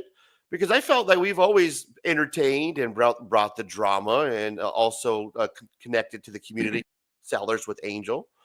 I don't feel like I'm trying to be a hypocrite by doing a community event and giving away books and saying thank you to the community. So it kind of caught me off guard before the show when I talked to this creator, when it was like, hey man, you look like a hypocrite. You should probably choose a lane. Stop, either do drama or be the community event guy. I'm like, wow, that's weird. I didn't know I was looked at in that. Doesn't that Beyond Wednesday dude? Doesn't he do like a drama segment or something like that? No, he does do a drama segment. So what is it that you need to pick a lane when the biggest guy in comic books does it? I mean, he draws numbers live, I heard. You know what I'm saying? So if he's doing it, why do you have to pick a lane? I mean, I don't get it. You know I don't get it either. And that's why I wanted to pose that question to you guys. Like, is it something that do you guys see that I'm not being true to my character? Do you guys think that I'm being a hypocrite, a phony by having sellers on and also reporting on drama and trying to do a community event? Like, I mean, you guys let me know. I mean, does that you could just scroll down? You could just scroll down your videos. No, because you know what it is. Okay, so everybody says I think that is not true, because it's like people always say. Even people always told me that, like, Angel, you do this, but then you do that. Like, no, it's not. I'm just telling you this and this. It's not about being a hypocrite. I'm like, I'm just telling you. I'm just saying. And it's like, if you think that's hypocritical, then maybe that's you. Maybe in the back of your head, you'd be like, you want to think that, but it's not. And that's the thing what people don't understand. Yeah, I appreciate that, bro. Because I talked to this content creator who, I don't want to mention his name, to be honest with you, but he reached out to me to try to give me that feedback that, hey, and it's over the drama segment that I do, the drama that I report on, and it has to do with, I guess, the back and forth. He's like, hey, the back and forth is getting kind of old. I was like, I get it, but I'm not going back and forth. I have a show that I do once a week on Saturday. I report, and then I give my my take on what's happening, and I respond. I understand that some people might look at it as me being hypocritical, and I can't change people's view. If that's what you think of me, then that's what you think of me. But they call me a hypocrite because I talk about drama, but I also do community builders, and I also have interviews with other guests. I just thought was kind of hypocritical, like George said, of the person that was talking to me. I was like, well, this is kind of weird because, like George said, beyond Wednesdays, Brian McClay does a show where he does the same thing. He'll have a drama segment, and he'll talk about drama, and he'll talk about things in the community. And it's just like, it's weird to me. These lanes get chosen. Like, people will pick and choose. Like, it's okay for this person to do this type of content, but when I do this content, it's like, oh, well, Razor's being hypocritical. He's not no longer a drama guy. Well, I can see their point also. Like, George, you can agree with me. It's like, remember when David Letterman used to make fun of people, the top 10, and they make fun of them, and then he'll go on to a segment. They don't call him a hypocrite. Yeah. It's that's what I was gonna say. If you want to go with that route, it's just a segment. You know what I'm saying? You're acknowledging what's going on, and you've done that from day one, since you first started on YouTube with your Razor rants and everything. You know what I'm saying? So nothing's really changed. Maybe less Razor rants and more just incorporated into your live streams and whatever when you do a video. But you know what I'm saying? But you've always had your content also. Right. And I've always done like live haul videos. I did a live haul video with Angel. Me and Angel I showed off the books that I got from Angel. Bro, my chair I'm sitting on. Absolutely. If you see me doing this all night, I think what it is that there are some people that just don't have the personality, and what they want to do, they just want to bring it down. And that's and not only that. Another thing could be is just like, okay, whatever. This place sells a burger with onions in the burger. This place doesn't put onions in the burger. I like my burger without onions. So Razor, I want you to make my burgers without onions to be like this guy. You understand? Yeah. It could be their personal preference. It has nothing to do with you. It's just like some people maybe don't want that in their Razor show at all. You know what I'm saying? Right. No, I get it, bro. And then we get it. And I was like, oh, wait a minute.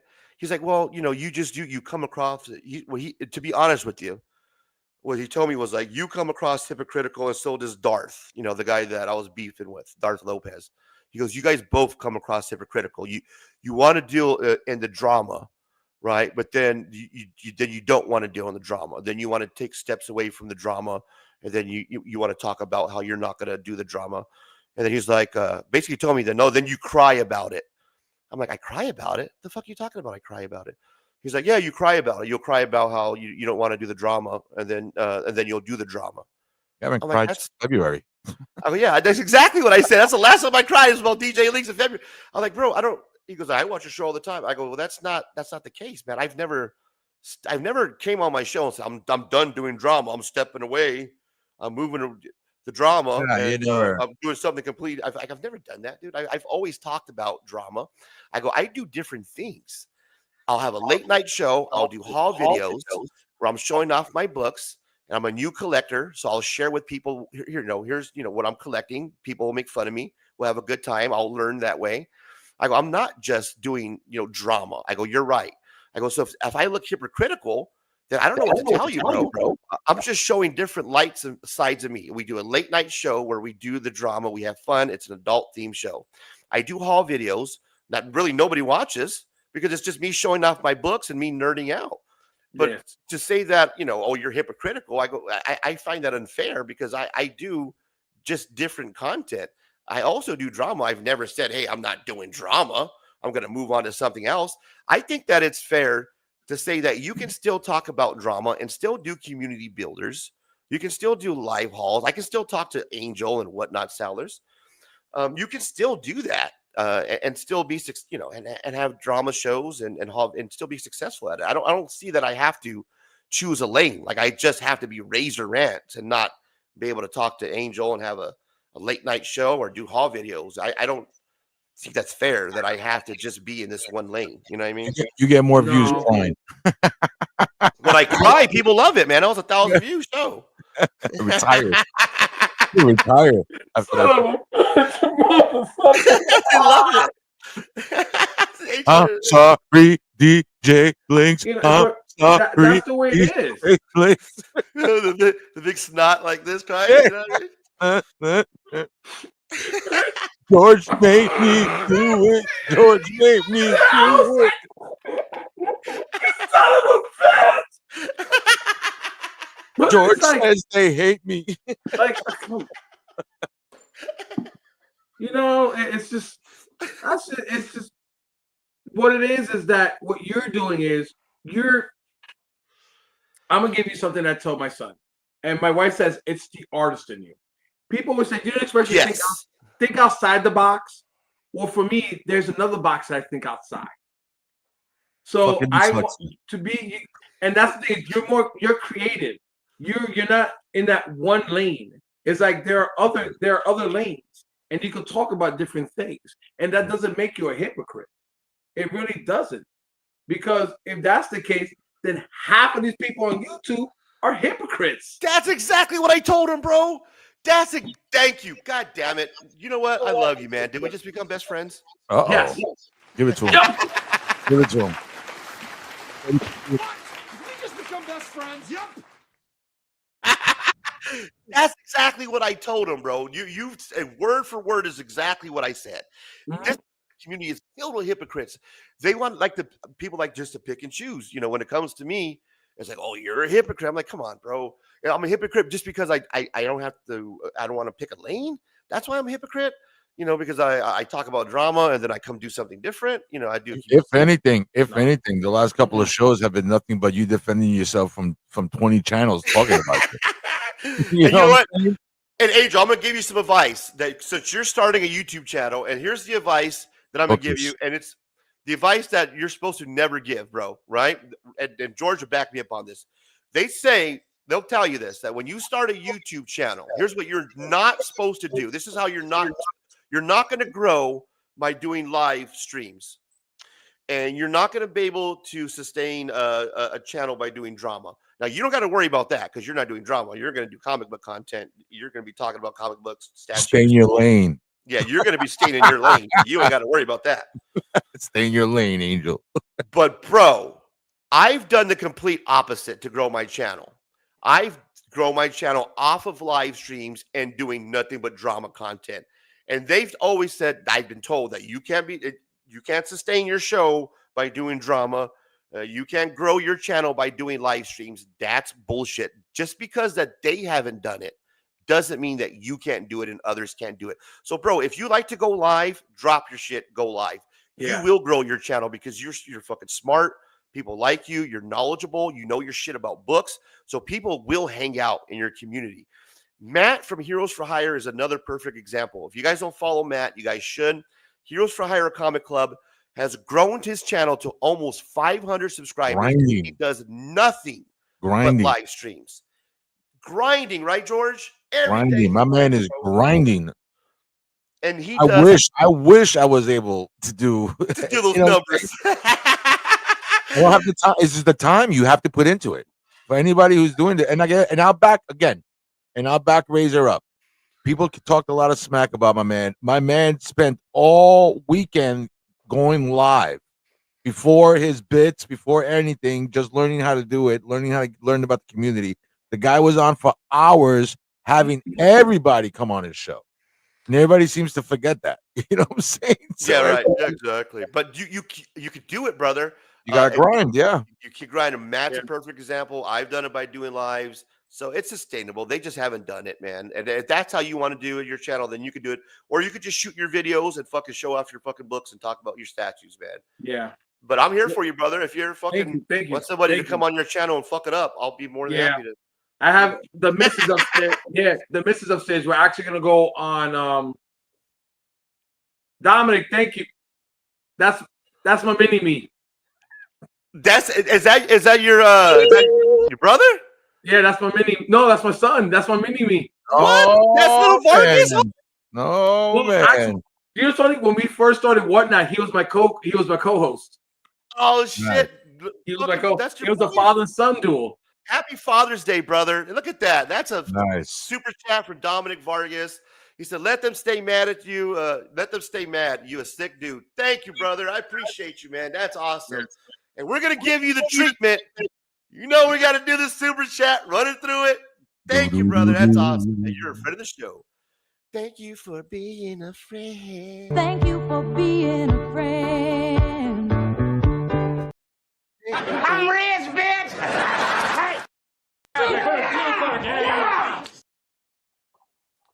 What? Did we just become best friends? Yup. Yup. You're gonna like this guy. He's all right. He's a good fella. He's one of us. Definitely one of us.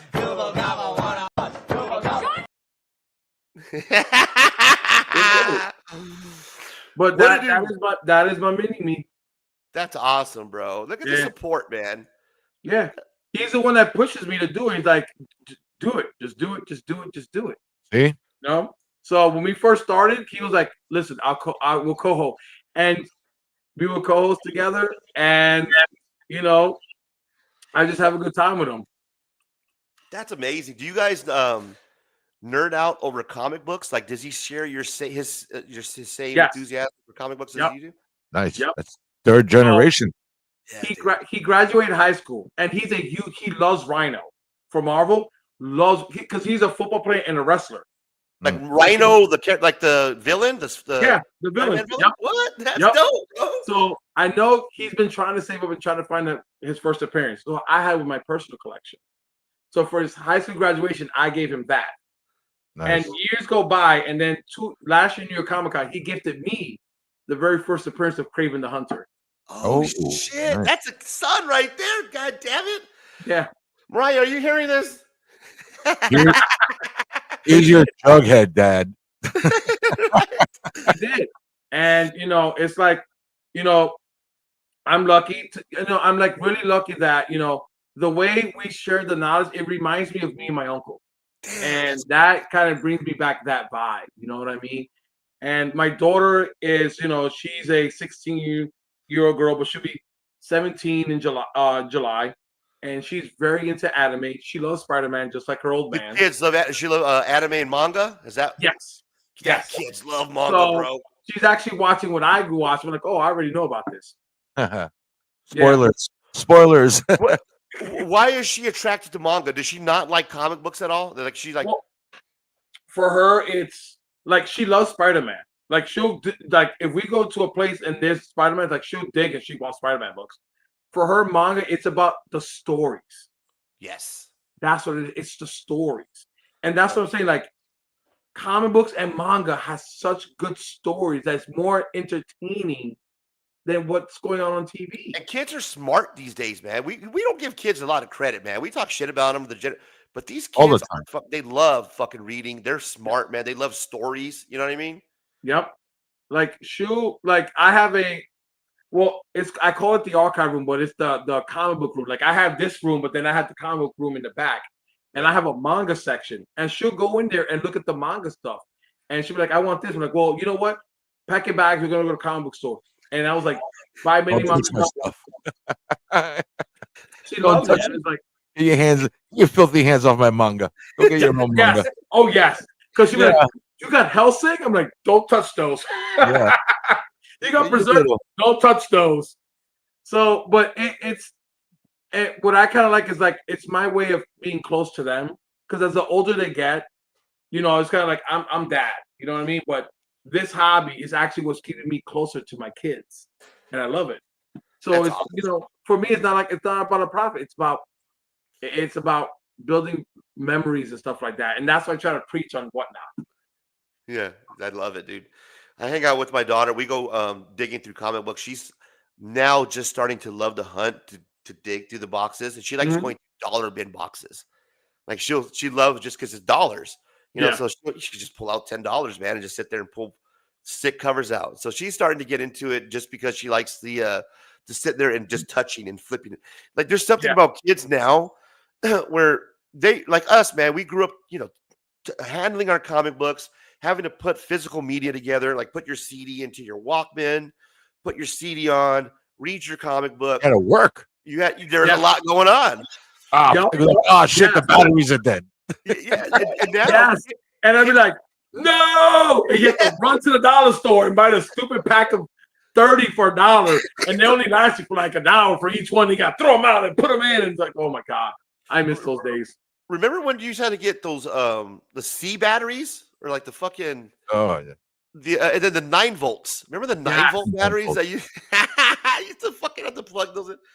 But kids nowadays they're actually more connected to physical media. Like my daughter loves physical media. Like she likes to read manga, like actually handle books and like to touch comics.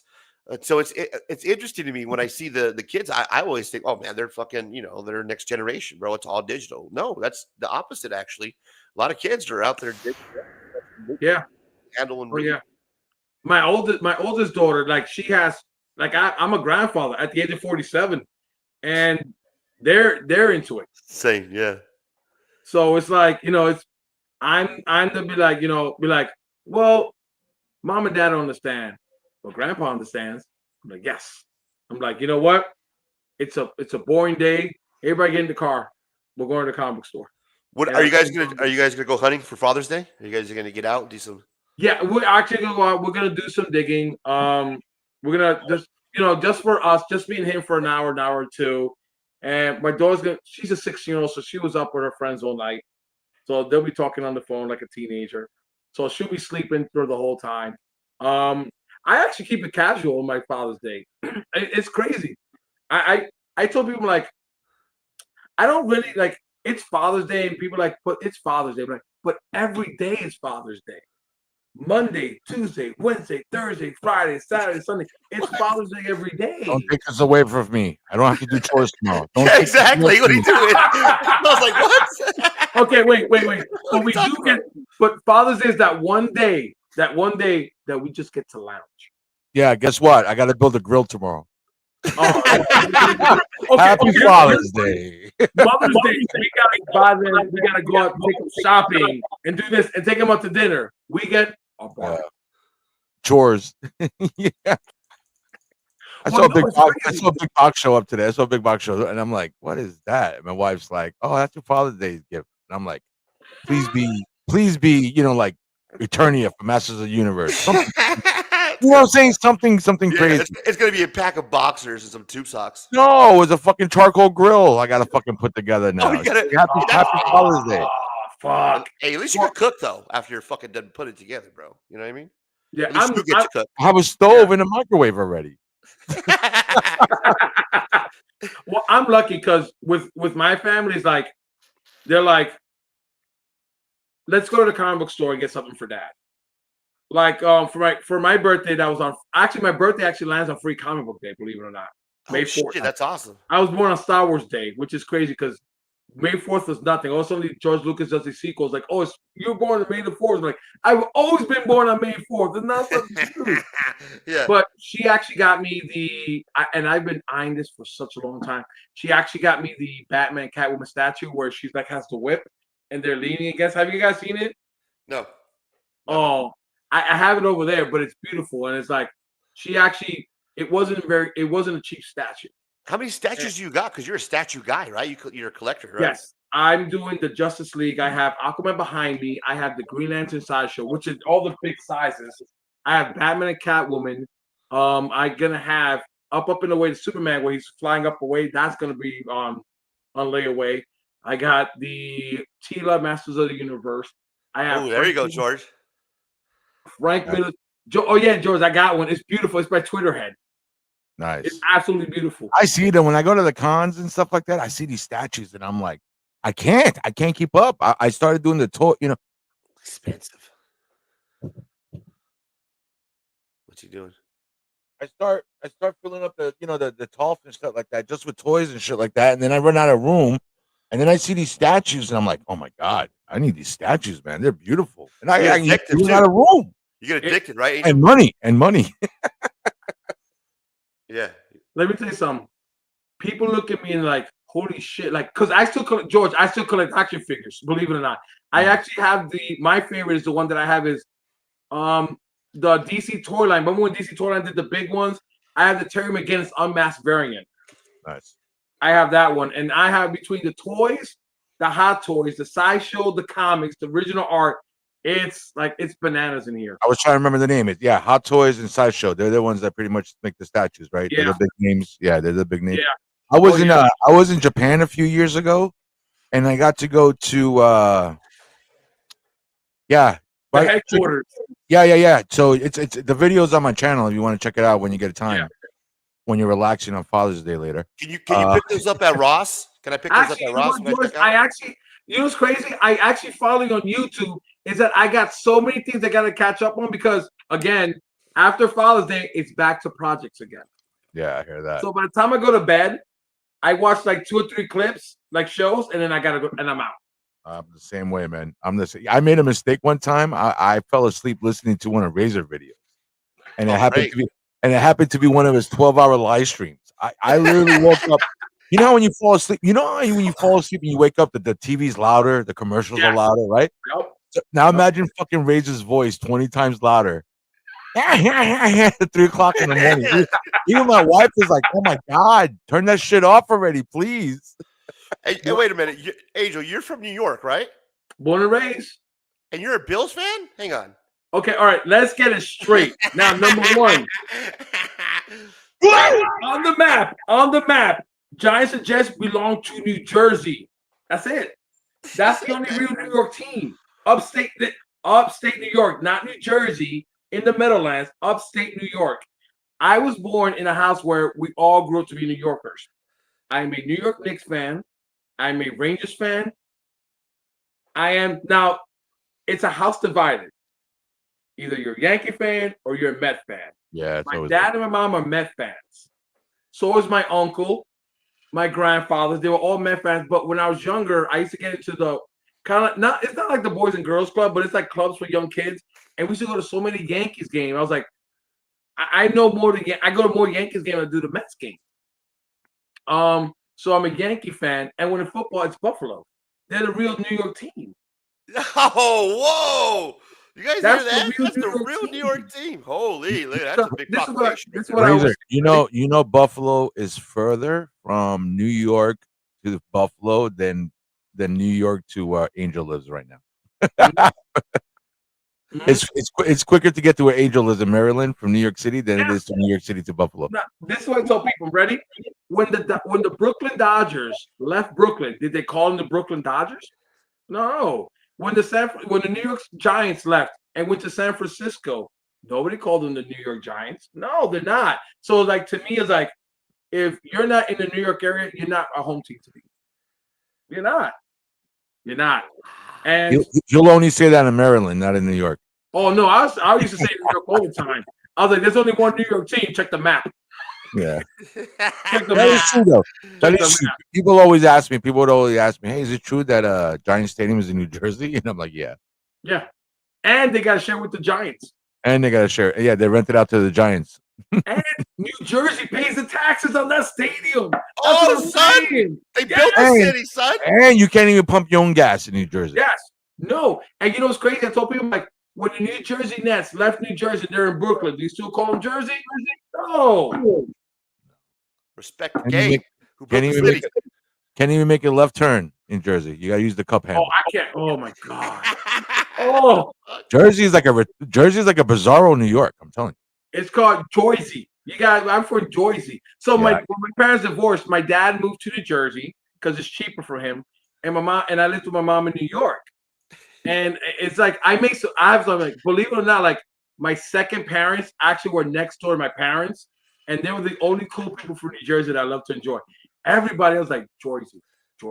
I'm from Sea Caucus.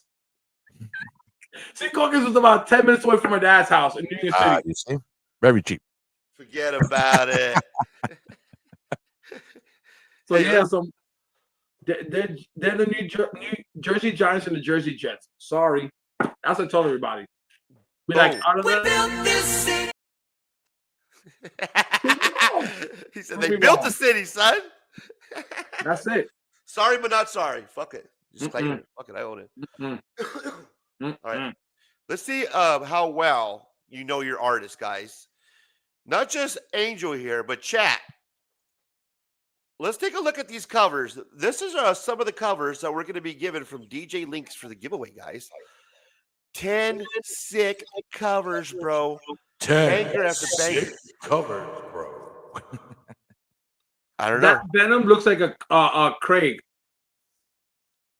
Let me turn this off for a sec. Okay, let's see if I can shut. No, I can't. Hang on. Yeah, okay, hang on. That looks like a style. All right, I got to turn off the comments for a sec. Let's take a look at this. Okay, let's go from top left, and we'll work to the bottom. First, top left is a Miles. Looks like a Miles Morales cover with Spider-Gwen, right? I'm not sure who the artist is on this, man. You want to give it a shot? Who you think the artist is, Angel? Anybody in the chat want to give? I don't want to butcher the last name. I always butcher his last name, but it's Lee. Lee something begins with an HU at the end of his name. But that looks like a Inyuk Lee. Yeah. So we're going Inyuk Lee, top left corner. These are big time collectible covers that are going to be given to us for the giveaway from DJ Link. So these are all exclusives from big time collectibles. So that top one. Guess is Inyuk Lee. Anybody have any idea who this top one is? We're getting some response from the chat. We got Quentin Collins saying Kair. Am I saying that right? Lisa Noble, who is our resident cover guru. Ever since I did my haul videos, Angel, Lisa has always been there to help me out, to guide me on my comic book journey. She's saying that top left corner is going to be Tao. That's a it looks like Lee, but you know what's amazing about these artists that you can't they do it so well that you can't tell who's who.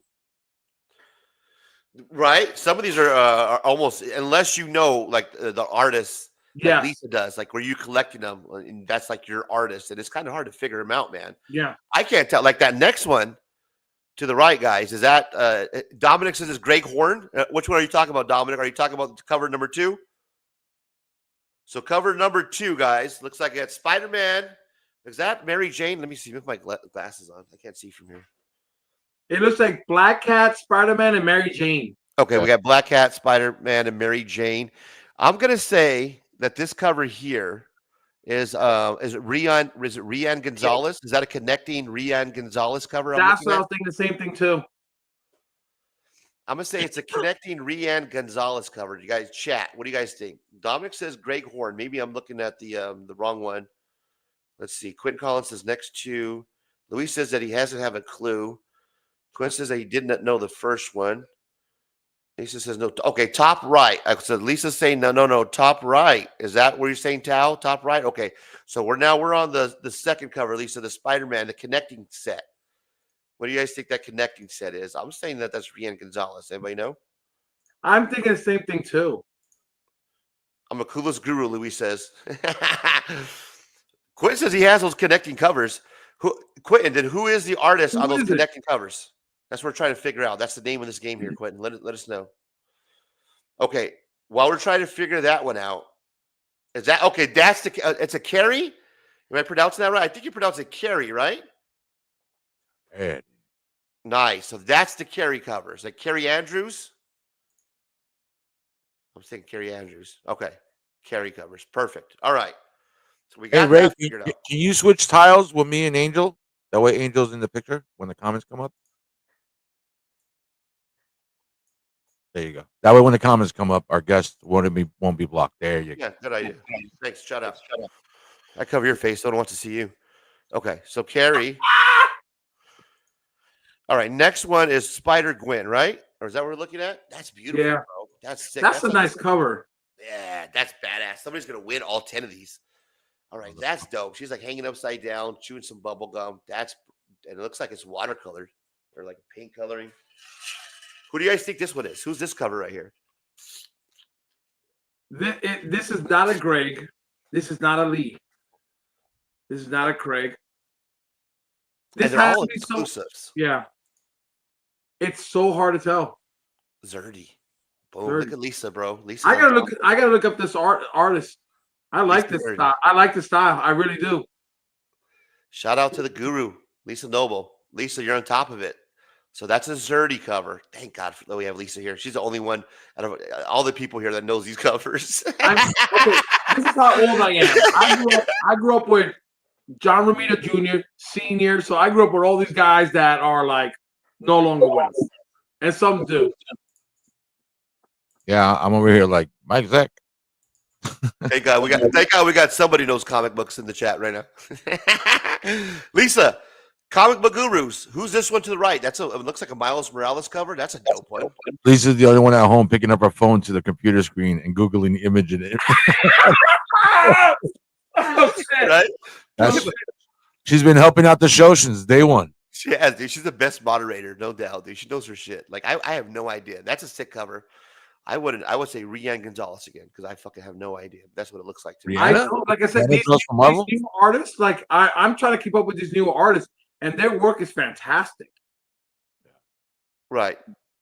That one's sick. Let's see if Lisa knows. I'm waiting for her response. I only know the last two, Tao, and I collect half those artists. I don't Google it. No.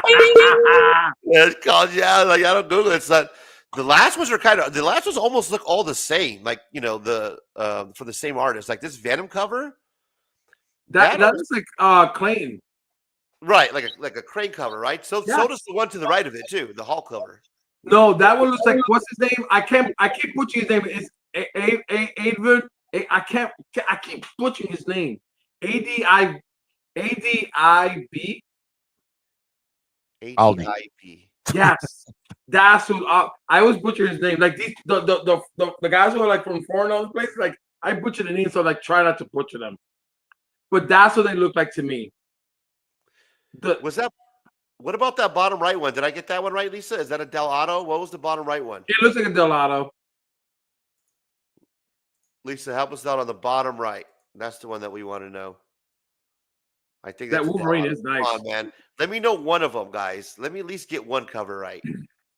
God damn it. No clue. Thanks, Lisa. No worries. Well, that was fun. But that tried. Let me tell you something. In my opinion, from all of these, what I would love to have is that Hulk and Spider-Man. I like that Spider-Man. So do I, man. That Spider-Man is badass. Oh God. Really? I like the connecting covers because whoever wins it's gonna get all 10. And to have those connecting covers looks dope, bro. Just that fucking setup. I like the connecting covers. I want the original art cover to that Spider-Man. The Venom one's pretty badass too. Yeah. But it looks like Black Cat's there. It really does look like Craig, and I like his style. I just realized the Black Cat's there with Venom. I might have to enter I didn't see that either. That's right. Blending it so well. Now that you pointed it out, George, now I see her. Yeah. Dominic says, I know it's a Del Otto because I have the Spider-Man. Look at Dominic, dude. Right on. Shout out Dominic. Yeah, I like come for my collection. Bro, I wonder if I could enter my own giveaway. You guys, will you guys be okay if I enter my own giveaway? Would that be all right? All right. Dude, somebody's gonna win all 10 of these, bro. And it's international shipping, guys. So DJ Link says that we can ship it to anyone in the world, Mr. Worldwide. So habla español. That's gonna be next Saturday, guys. It's around the same time. I don't know when. You got to check out. All I know is whoever gets the Hulk and Spider-Man. Oh my God! I'm telling you that I have my eye on that like crazy. Like those are two beautiful pieces. Right? Fuck yeah, those are sick, bro. They're all Virgin variant covers. Every single one of those are bangers. Somebody could get you take those and just flip the shit out of them too. Just 10 stick covers, right? You could just fucking sell those right away. I know. I'm gonna do it right now. Like the minute you want them, be like, all right, 757 Hustle Show won these covers, whatever. I'm like, thank you. But next thing you know, I'm like, 757 Hustle Show at whatnot. Hey, I think, what was it for news? I always get the pop up on my app for new sellers. My buddy, her and her husband, they sold Funko Pops and they cashed out, man. He ended up selling like his whole collection that he ended up buying on whatnot for like $8,000 or something crazy. But I think what new whatnot sellers get like a couple $100, right, Angel, for like your first stream or some shit, just for like selling like $100 in merchandise, or they'll give you like a couple $100 for and I always get the pop up. I'm like, I don't know, should I try? I could probably do a show one night where I sell $100. I'll do one. I got a bunch of stuff I wouldn't mind offloading. Well, and that's the best thing about whatnot. It's like, for me, it's like I could be like, damn, I got too many of this stuff. You know what? I'm wearing whatnot, and you know what I do? All I do is take that and just keep supporting the hobby. And it's like, it's like, I told, so what made me start whatnot was, I'm like, it's not fair for me to do my hobby and take it out of the family's bank account. Right. It shouldn't be that way. So I'm like, you know what? Screw Dominic. You do you, man. Poor Dominic.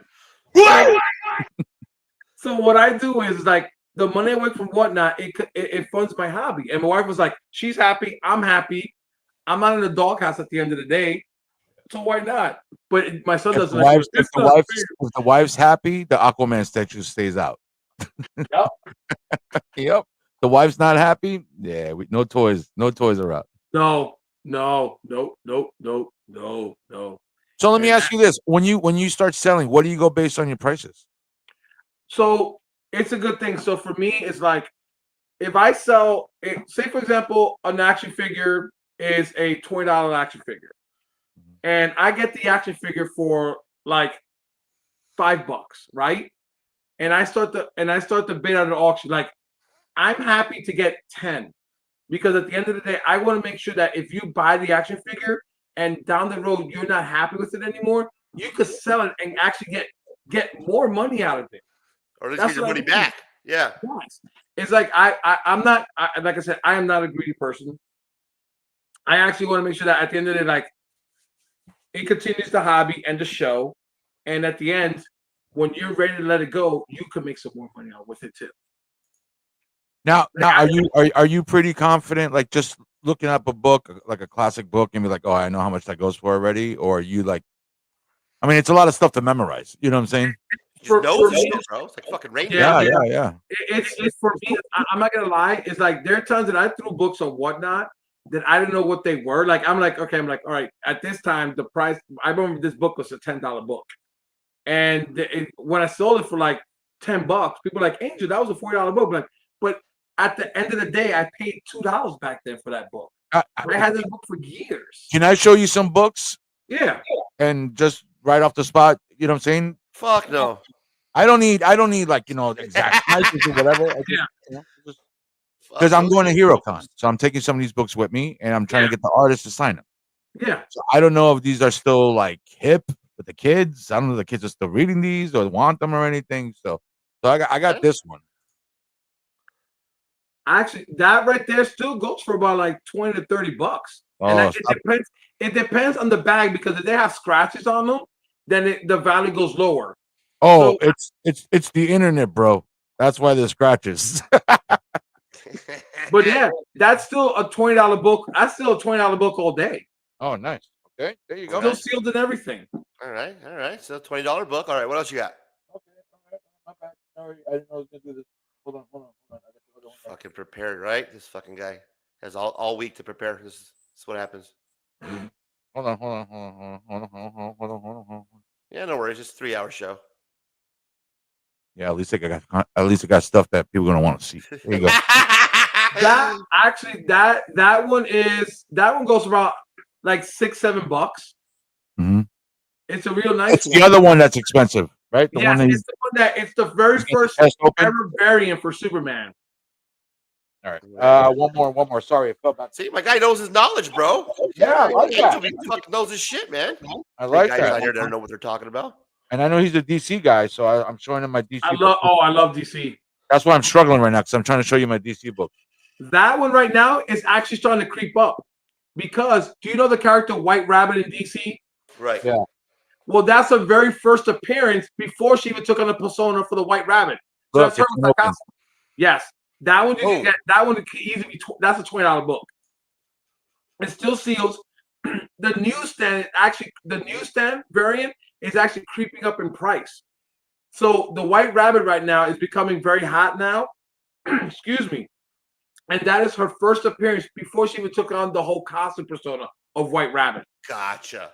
Look at that, ladies and gentlemen. And you get the first time, and that's the first appearance of Steel, Superboy. And I mean, it's amazing how many first appearances came out of there. Two more and I'm done since you're DC. Okay. Oh, I got that one. That one is a good one. That was about $5. I got that one signed. Oh, that one. That's $6 to $7. That was a classic one. I like that one. When I saw this one, I thought it was a first run, but a variant cover. No, that's the $6 to $7 book. That was a great story because that's the one that at the very end, Terry McGinnis goes, "How do you know that it wasn't you?" Easy. I don't call myself Bruce because he still calls himself Batman. That was a lonely place to die. And that's a newsstand. That's easy, about like $7. Oh, look at that. And for my last one, easily Tim Drake. That's easy, about $20. That's Tim Drake wearing the first Robin costume. okay, Yes. and I'm the same way. When I bought these, I bought them at the bodega price, right off the, you know what I'm saying? $1.25, 75 cents. Yeah. I'm good, Ray. You can take me off. Nope. But yeah, man, that's I'm gonna take some of these to HeroCon because the artists and the writers are gonna be there, so I'm just gonna get them to sign them. I did that for AwesomeCon. So I love Teenage Mutant Ninja Turtles. I have the first issue, 4th printing, the first time Shredder's on a cover, signed by Kevin Eastman. He even did a sketch of one of the turtles. Nice. Went to Heroes Con, got him signed issue number 5 because that's the one I grabbed as I left. He got that signed by another turtle. So the goal is to get him to sign 1 through 6 to have all 4 turtle head sketches, Splinter and Shredder. Hold on, one more. This is a tough one. I want to see. This one more. This last one. That was about $10. That is the first cameo of the New Warriors. This guy knows his shit, Ray. Fucking guy knows his shit, right, ladies and gentlemen? Knows his shit, Ray. This guy knows. AngelHunter78, ladies and gentlemen. That's a beautiful one. That one's easy. I have that one. That could go about $30, and I even sold one on Whatnot for $30. You know, I forgot the number. The one he comes back from Secret Wars. The rumors are true. But the number 8.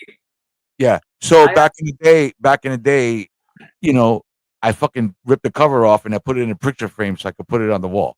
I still have the book with the actual book without the cover.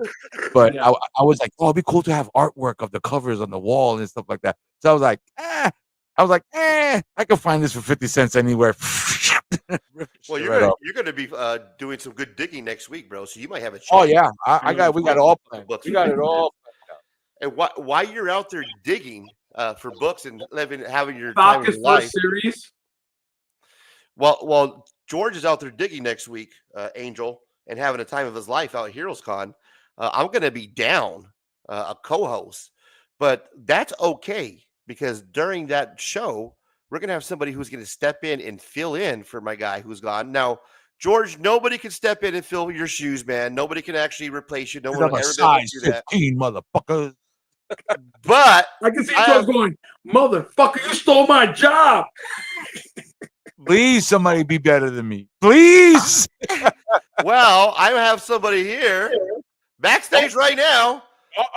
Who's going to be joining me live next Saturday, who's going to be stepping in the co-hosting duties. Please, somebody who knows comic books. Please, somebody. Ladies and gentlemen. The number one comic book show on Saturdays needs somebody that knows something about comic books. This guy knows comic books, so he's going to be able to help me out next Saturday's show. Ladies and gentlemen, I'm bringing you to the stage. Breaking news. The new co-host for next week's show. Fable for one collection down, ladies and gentlemen. Holy, I don't believe it. There it is. I'm trying, George. I don't got a soundboard, but I'm Blame it trying. on Fable. I got it. I'm a little late to the party. Breaking news, ladies and gentlemen. Fable one collection down.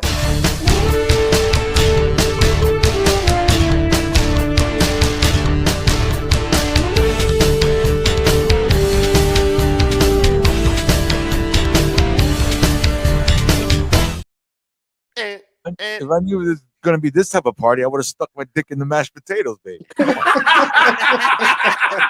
for the night. Got all my New York brothers on. Ladies and What's gentlemen, going on, Fable fellas, for one man? Happy collection Father's down. Day. What's going on? Happy Father's Day, man. Happy Father's Day. Thank you, bro. Fuck them kids. Fuck them kids. Station, or how do you guys do it? Which way? How do I? Station. Angel, this is my buddy Fable. One collection down. Fable, What's this up? is my buddy Angel. Stop by. Man, I've been Only one of us. listening to you talk about the whatnot stuff, man. You've been inspiring me. Like, you don't know. I've been like hanging on all your words. I'm like, damn, I should try that shit, man. I really You ever should tried do it. whatnot, bro? It's so much fun. It is so much fun. Did you already It's download like- it? I get messed, like when I finally got back after my uncle's death, people said, take your time coming back. If you want to do 1, 2 shows, whatever, like I got that warm feel, like that whole embrace when I got back. And even got the messages after the show. It's a fun show, man. We have such a good time. My son will pop up in the comments and goof off, or he'll come down from the downstairs and come to the basement and goof off with me. It's fun. Like all I want to do is have a good time. Oh yeah, no, man. You've been very inspirational tonight, brother. I want to tell you that. But Thank listening, you. And that's what I want to do. I want to inspire people. Yeah, for sure. I have a ton of books that I need to get rid of, but I Nobody just wants don't know those what West I'm Coast doing, Avengers. you know? Nobody wants those West Coast Avengers, man. But But no, don't listen to him. Those West Coast Adventures were some damn fine stories. Nobody wants those West Coast Avengers. There's some damn fine stories. I have the entire run of West Coast Adventures. You don't like Wonder Man, George? You don't like Wonder Man? Fuck that. I fell for that years ago. I was there. I'm like, West Coast Avengers, this is going to be the shit. Hawkeye's the leader? Hell yeah. Angel, why is everybody buying Turok ones? Why am I seeing everybody on Instagram buying up all these Turok ones? What's fucking going on with Turok ones? I need to know about. I'm trying to figure that out myself. Those things are so much mass produced. It's like it's crazy. But if you look carefully, there are some. I picked up books that had the gold labels and the platinum labels on there, and they're era books. So people are picking up those books. But for me, if I'm gonna collect Turok, I'd rather get old school Turok because the new ones were. Remember, Valid pumped out so much of those books. Yeah, I'm seeing people swooping them up, like buying. Like I bought a stack of Turok ones. I'm like, why? and you know what's crazy? And that's the thing where I do whatnot. I actually talk to them like, guys, talk to me. Am I missing something out on here? And they'll tell me. They'll tell me. I was there for West Coast Avengers from day one with the limited series that had 4 issues, and then the actual run. I have them all. And I was there for the last fucking issue for West Coast Avengers.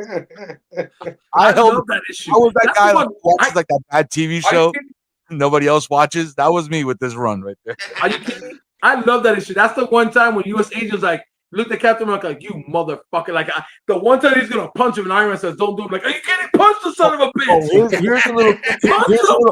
Here's a little fun fact. Here's a little fun fact, right? So after the West Coast Avengers disbanded in the story, Iron Man, he actually tells him here, not now, not ever. He tells U.S. agent, not now, not ever, meaning we don't fight each other. Prequel to Civil War. But anyway, they take off, and then they had another run with Wonder Man. It was called Force Works. Remember the original 90s Iron Man cartoon? That 90s Iron Man cartoon was based off of Force Works, and they were called Force Works in a cartoon also. There you go. There's your fun fact for tonight. Yeah. How much for this one, Angel? That one, oh God, such a great storyline. Let me see, hold it up. That was about like $8, That one actually that one to me made Michael Bendis the man. That storyline changed everything in the Avengers. Everything.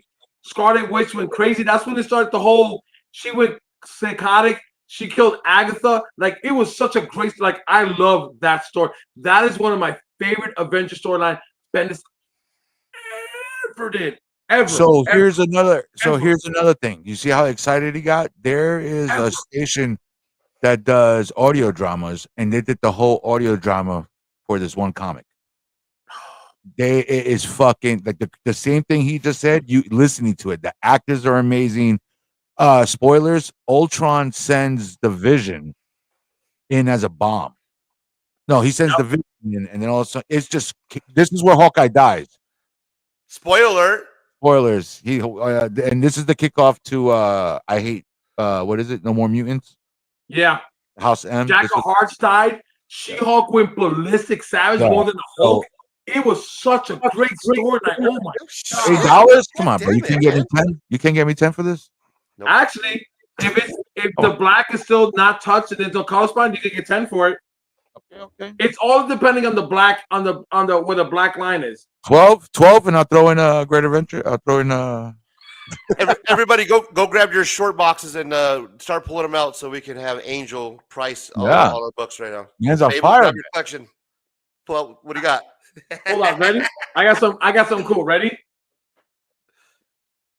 I brought this puppy off the newsstand. Look at it. Now, this is just not a regular issue. This is the one that you could actually see them curse.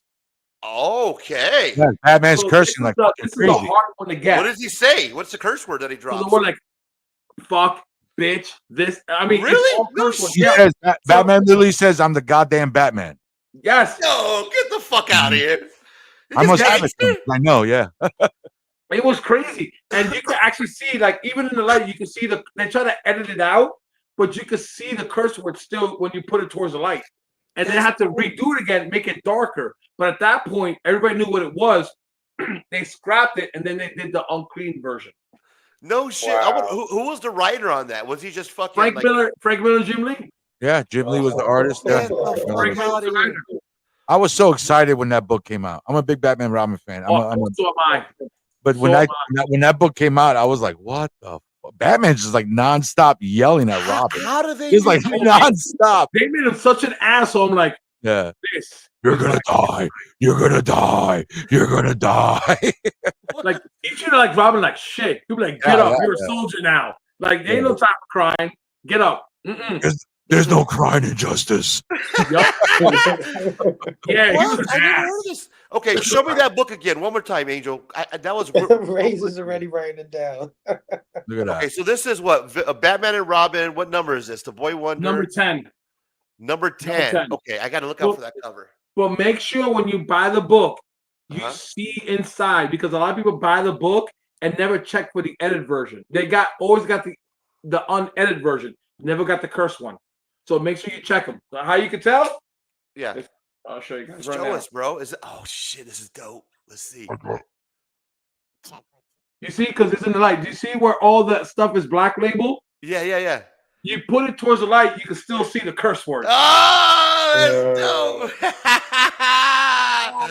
Hell yeah, bro. That's sick. Oh, I'm nerding out, guys. There's a scene here where Batgirl's fighting these bunch of criminals, and they go, "That fucking bitch," and you can see it right then and there. That's fucking Jim Lee and they were just drawing this shit up, just letting that shit fly. Like they had to know, man. But that's the crazy thing, because so the way it works in comic books, I will write you what it is. I'll say, here's the script, and then they'll draw it and they'll send it back to the writer and say, no, make this a little more this way, that way, and then they put in the words. No shit, bro. So it was easily slipped through. Then that's a trip, man.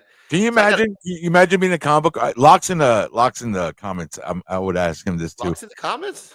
Yeah, can you imagine being an artist, right? Like you just said, I gotta get to work. Let's see what happens, whatever. And he was like, I'm like, Batman's beating the shit out of Robin. What the fuck? You know what I'm saying? It's like, can you imagine? Like you have to draw it. You're like, what? I don't. Oh yeah. Man. That's tripped out, brother. That's a good little fucking comic book to look out for when you're hunting, because you might be able to find those like in dollar bins. You know what I mean? If you're and that's what I'm saying. Like, and then when you get them, look through them, look for that black barcode, and then put it towards the light, and you'll see it. Ray's is gonna be in the comic shop like, Yeah, like what the fuck are you doing? Dirty flipper, bro. Be like, hey, you got a flashlight, motherfucker? I'm gonna be calling Angel at 2:00 in the morning like I do at Lock on shit. I'll be like, hey man, fucking is this the one? Do I got the one? Yeah. Be like, put the flashlight, bro. I can't see. What is the one Robin gets beat?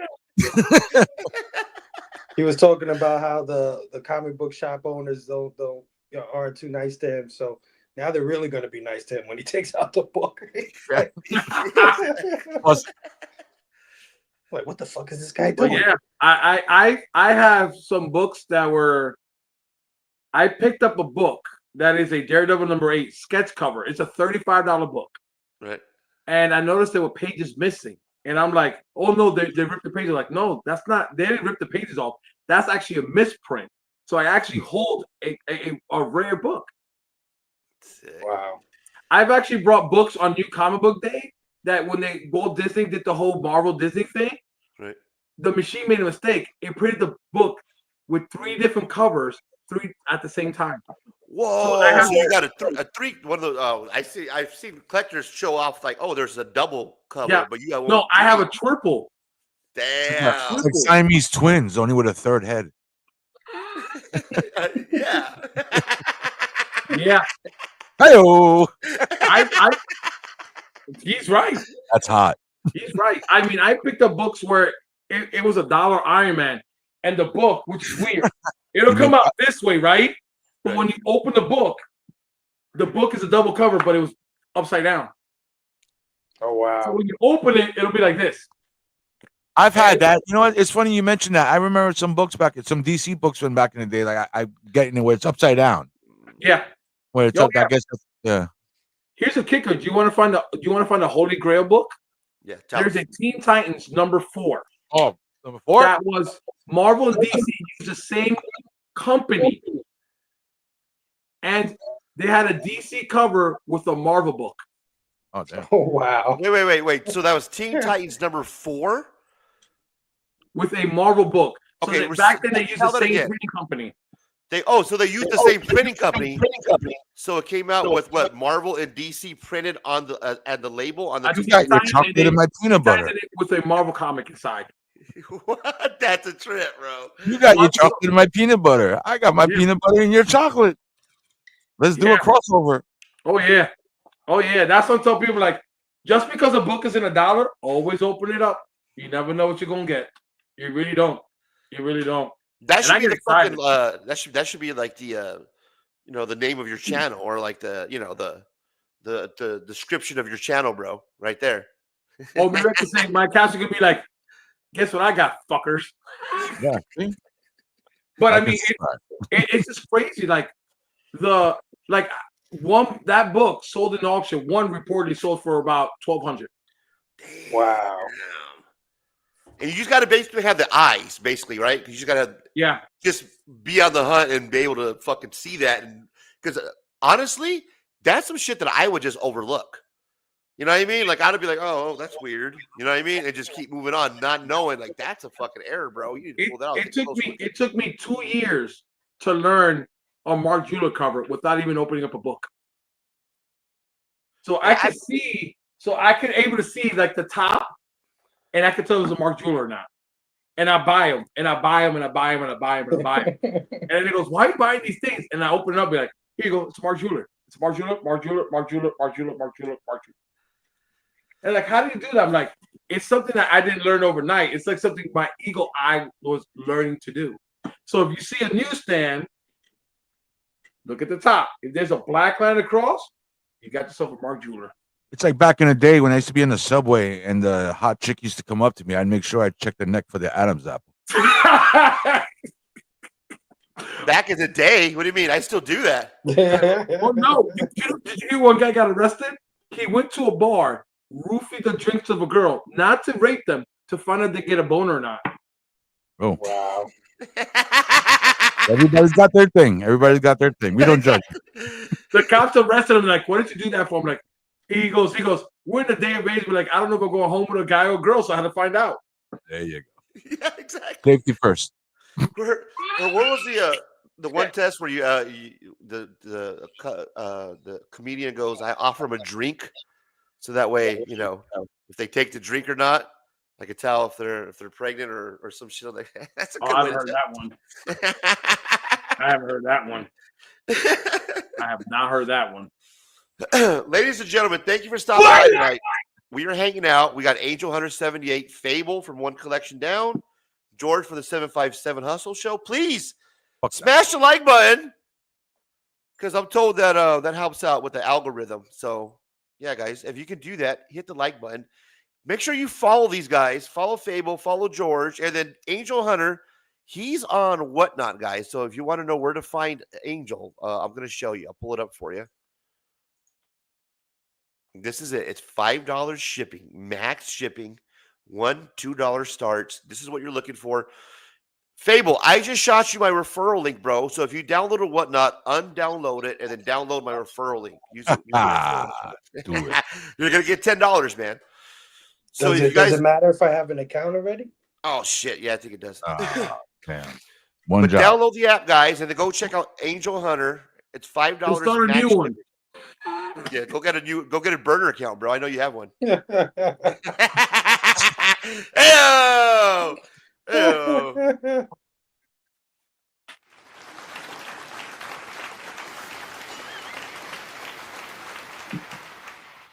Let me ask you a question, Angel. When you do these sales, are you pressured to like put together a bunch of books that are like keys or stuff like that, or do you just put whatever like? No. So what I do is like, say I buy a long box, right?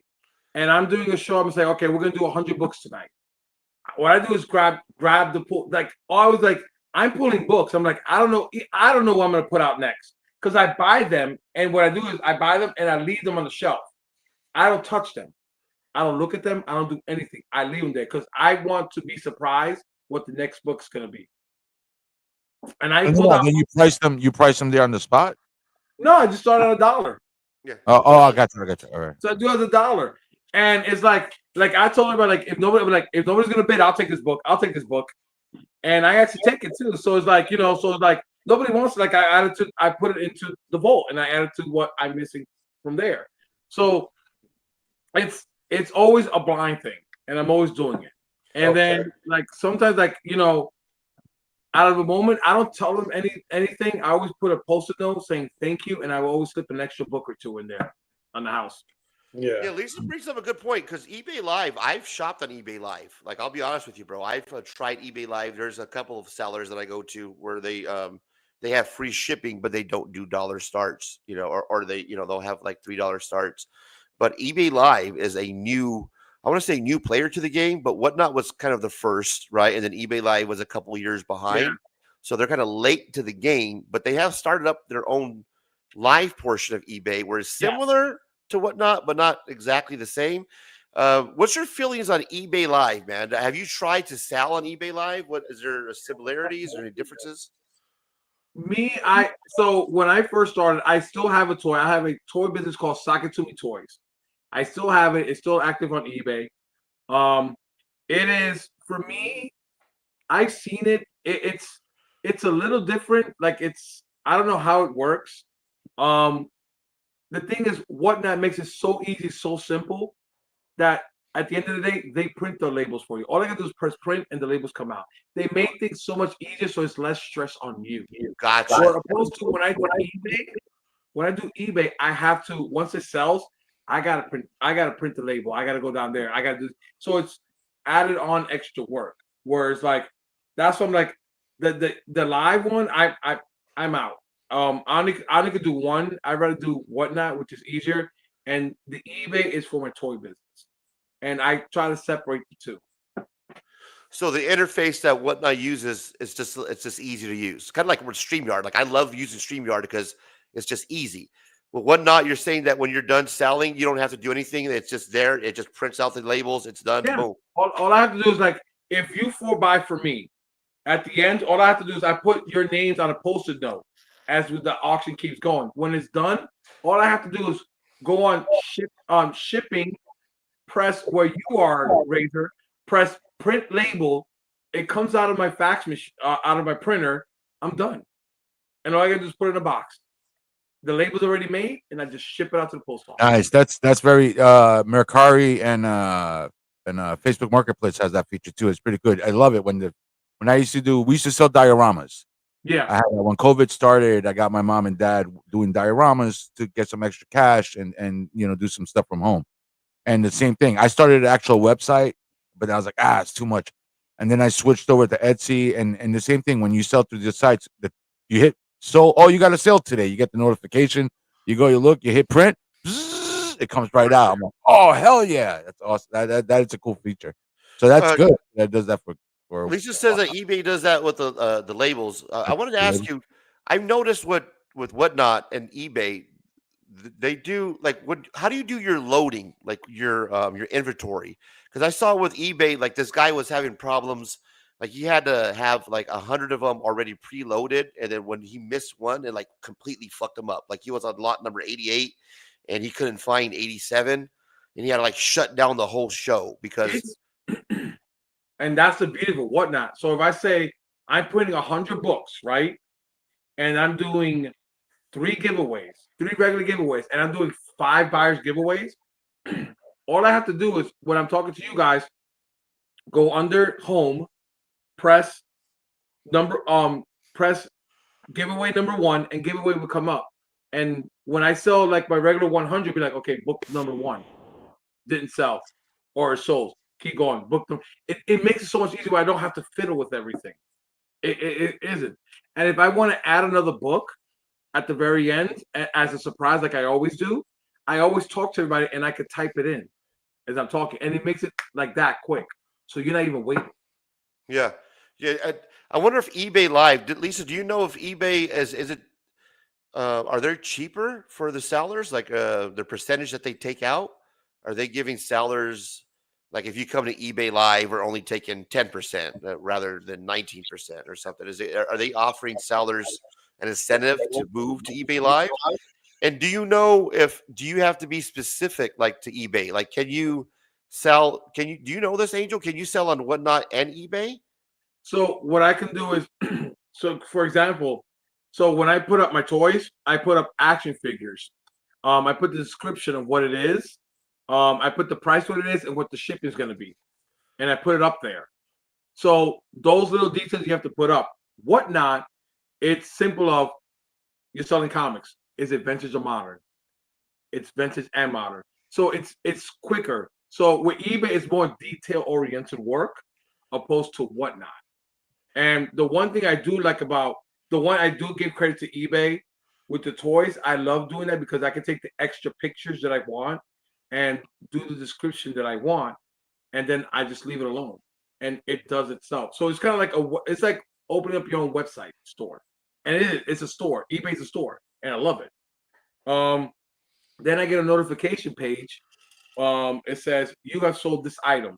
Then I go on to eBay. I'm like, oh, I sold the G.I. Joe Flynn. Okay. And it said, ship it to seller now.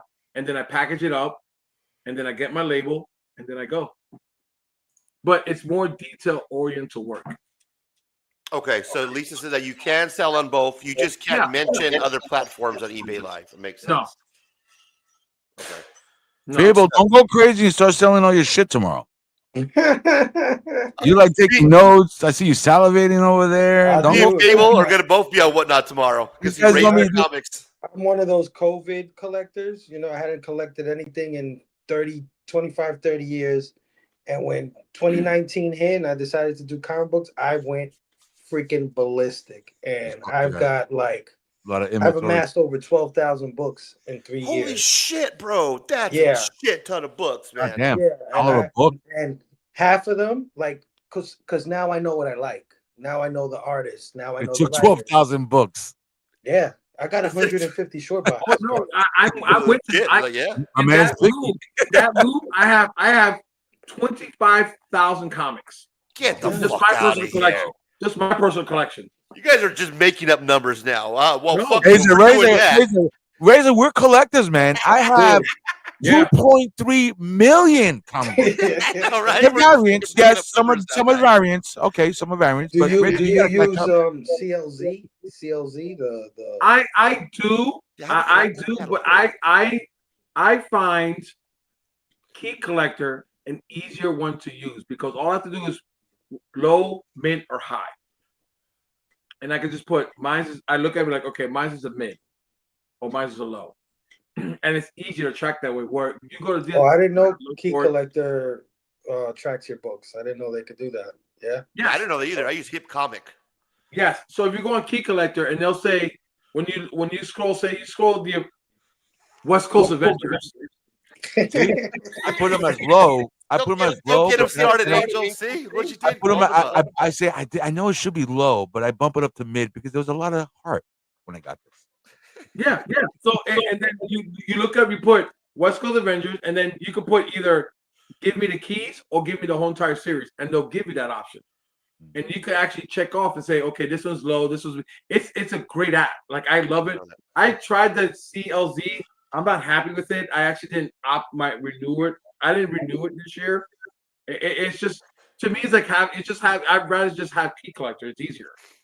So let me ask you a technical question. So so on Whatnot is a platform, and you sell, and you can go on camera and sell.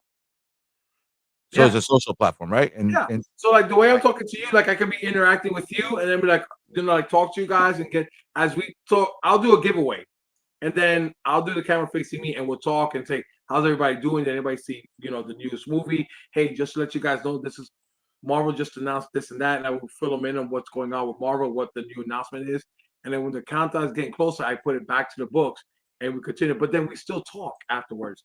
So it's really like you can interact with your. It's new comic book day. You go into the shop, you buy, you talk, you hang out. Hey, you see that new TV show? Yeah. You see the new Battlestar Galactica last night? You know what I'm saying? Something like that. Yeah. So for me, it's like, and I tell people like, listen, I'll pick up. Like if I see a book that's interesting, I'll buy a copy, and then I'll say, hey guys, we're gonna start this one at $1 and see where it goes. You know what I mean? And it's like. I figured that this new book is be interesting. You guys give it a shot, and that's what Can you have multiple people on camera like this? No, it's just either the camera's facing me or it's going to the comic. Gotcha. So here's Whatnot right now. This is what we're looking at, George. So when you pull up the app, right, it's on your phone, but you can pull it on your computer. One more signed book. And this is a seller right here. So we're looking at a seller live right now. We're going down to 5 seconds again. That way the people at home can get a look at what we're talking about here. So you'll pull up the app. The seller will usually have the book in front of them. Here's Deadpool Wolverine 3, the bar variant. And he'll talk about what he's selling. You can bid on the bottom, and he'll tell you what the price is. No Gary sniping it. And what happens is it becomes a community, man. You get people hanging out, right? You'll see people chatting. Hanging out? Don't be hanging out my shop. I need you to buy this in a library. Well, that's what they're building a community. People are and Young's taking the giveaway. Nice. The next giveaway. So this is how the. I got an off-sold West Coast Avengers. What's up, OG? How's it going? Good to see you. That's pretty badass. So when you guys said eBay, so eBay's doing with the camera now too? Yeah. Okay. Yeah, they have live. I've sold stuff on eBay a long time ago, so I didn't. I was like, wait a minute. I didn't. But but the hard thing about doing eBay is like you build such a base platform on Whatnot. It's hard for you to go there to go on eBay because you don't know if they're not gonna follow you. Yeah. I was with Whatnot since day one. I like I said, doing eBay Live for me is not my thing. I'd rather just have one platform for that and have the other platform that's just a regular store option for me to sell my stuff. So when Fable's gonna go sell comic books after we stop the stream, like how's the algorithm work? Like, do you have to know people? Like, do you have to have friends already subscribed to your Whatnot channel or? No. The way I started off was I decided to do it Whatnot. I did the books. And I went on, and people actually joined in. So it's like flicking channels. Yeah, you flip to the streams. There's so many. Until you see a book you like, you're like, oh, look at this. Yeah, Yeah. or seller that And then you pick up on. people Don't when I give up, started off, yeah, they actually enjoyed my personality, and that's why people came back. And they're like, well, maybe I shouldn't sell then. Shit. You too can have your own West Coast Avengers. And that's what they enjoyed it. And came back, and they came back, and they came back, and that's good. It's good. I like that. So it's like an infomercial. Yeah. Be like, pretty good. Not feeling selling products live. Not feeling fresh. You know what I'm saying? Mine is Ultimate Spider-Man #5. Yeah, that's what I'm saying. Locke wants to mention that you can also do raids to help out other whatnot sellers, which is a cool feature. And thank you for mentioning that. Yep. What's a raid? So raid is when I sell, for example, I'm doing 200 books and all of it's gone. I would say, hey guys, let's go raid somebody. And I will scroll as I'm talking to them. I can look at who we're gonna raid next and press that button, and I will tell them good night, guys, and I will send them over there and they get raided. So if I have 30 people and then we go to and I send them over to the next guy over. That would be cool for YouTube. I will raid you every night. Right? That'd be cool. We could do that. We could raid each other. Oh, right? Fucking Vikings. It is. Yeah, that's cool. Yeah. But the thing is, and that's how you build relationship, because then that's what I'll say, hey, Angel Hunter, thanks for live. Please give Angel Hunter a follow, and then they'll follow my show, and then I'll say if he's on live, I'll send him back to him. If he's not there, we'll find somebody else to introduce. Nice. Yeah. This is like a whole new world. Right, it is, bro. And then once you download the app, it does get kind of a little addictive. So you got to make sure that it's like just. I'm gonna start selling stuff. Just the fact that I can sell stuff, you know what I'm saying? And then I'm gonna be like, oh, I just sold my secret rewards. Yeah, good point, Lisa. You can't do that on the eBay. Like eBay doesn't have that ability, that feature to do the raids. You'll only do that or whatnot. That's a cool feature. Raid with love. Yeah, exactly. And you do. That would be cool. And I now co-host too. Oh, you see? Thank you, Locke. Wow. Locke, you are welcome on my whatnot anytime. No, Locke's walking on my whatnot first. I want those hands. I need that pair of hands. On my screen. If you're on, I'll shoot them over to you. Yeah, that's right, bro. You can bounce them back off each other. Yeah. Me Be like, yo, man, anybody interested in the fucking West Coast Avengers? That my man got them. It's West Coast Avengers Thursday, baby. You know what time it is. West Coast Avengers. Next week, I'm going to dig any extra West Coast Avengers. It's Simon Williams Tuesday, baby. Pew, pew, pew.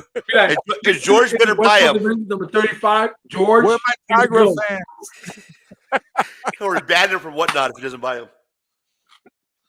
I'm just gonna. That's what I'm gonna do. I'm just gonna do just West Coast Avengers. One book, 1 hour, one book. Here we go. All right. Well, guys, it's very interesting, man. We are nearing the end of the show, man. So before we wrap up, guys, let's do a little quick round table before we get out of here. I want to start off with my guy Fable because it's going to be his birthday, guys, next week. Happy birthday, Fable. You're going to be, is it your birthday on Friday night or Saturday night? What, the birthday? Yeah, your actual birthday. Oh, he's not my birthday is Wednesday, the 18th. Oh, Wednesday, shit. So is this Wednesday, the 18th? You're going to be, what, 36, 37? Shit, 45. 45. Welcome to the club, brother. Man.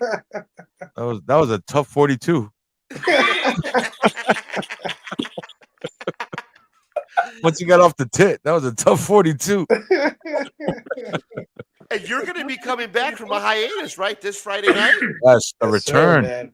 For Beyond the Con, man. The return.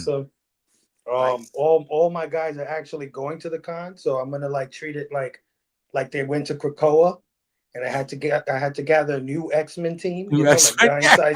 Awesome. Giant size Fable. Is this the aim? Is this the Navy that you gathered? Are we replacing the Army with the Navy this weekend? No, it's the Coast Guard. We're the Coast Guard. Ouch. Nice. Ouch. Happy birthday, Fable, guys. Hey, happy birthday to you. Thanks, Louis. Hey, happy birthday to this guy. Give him the power.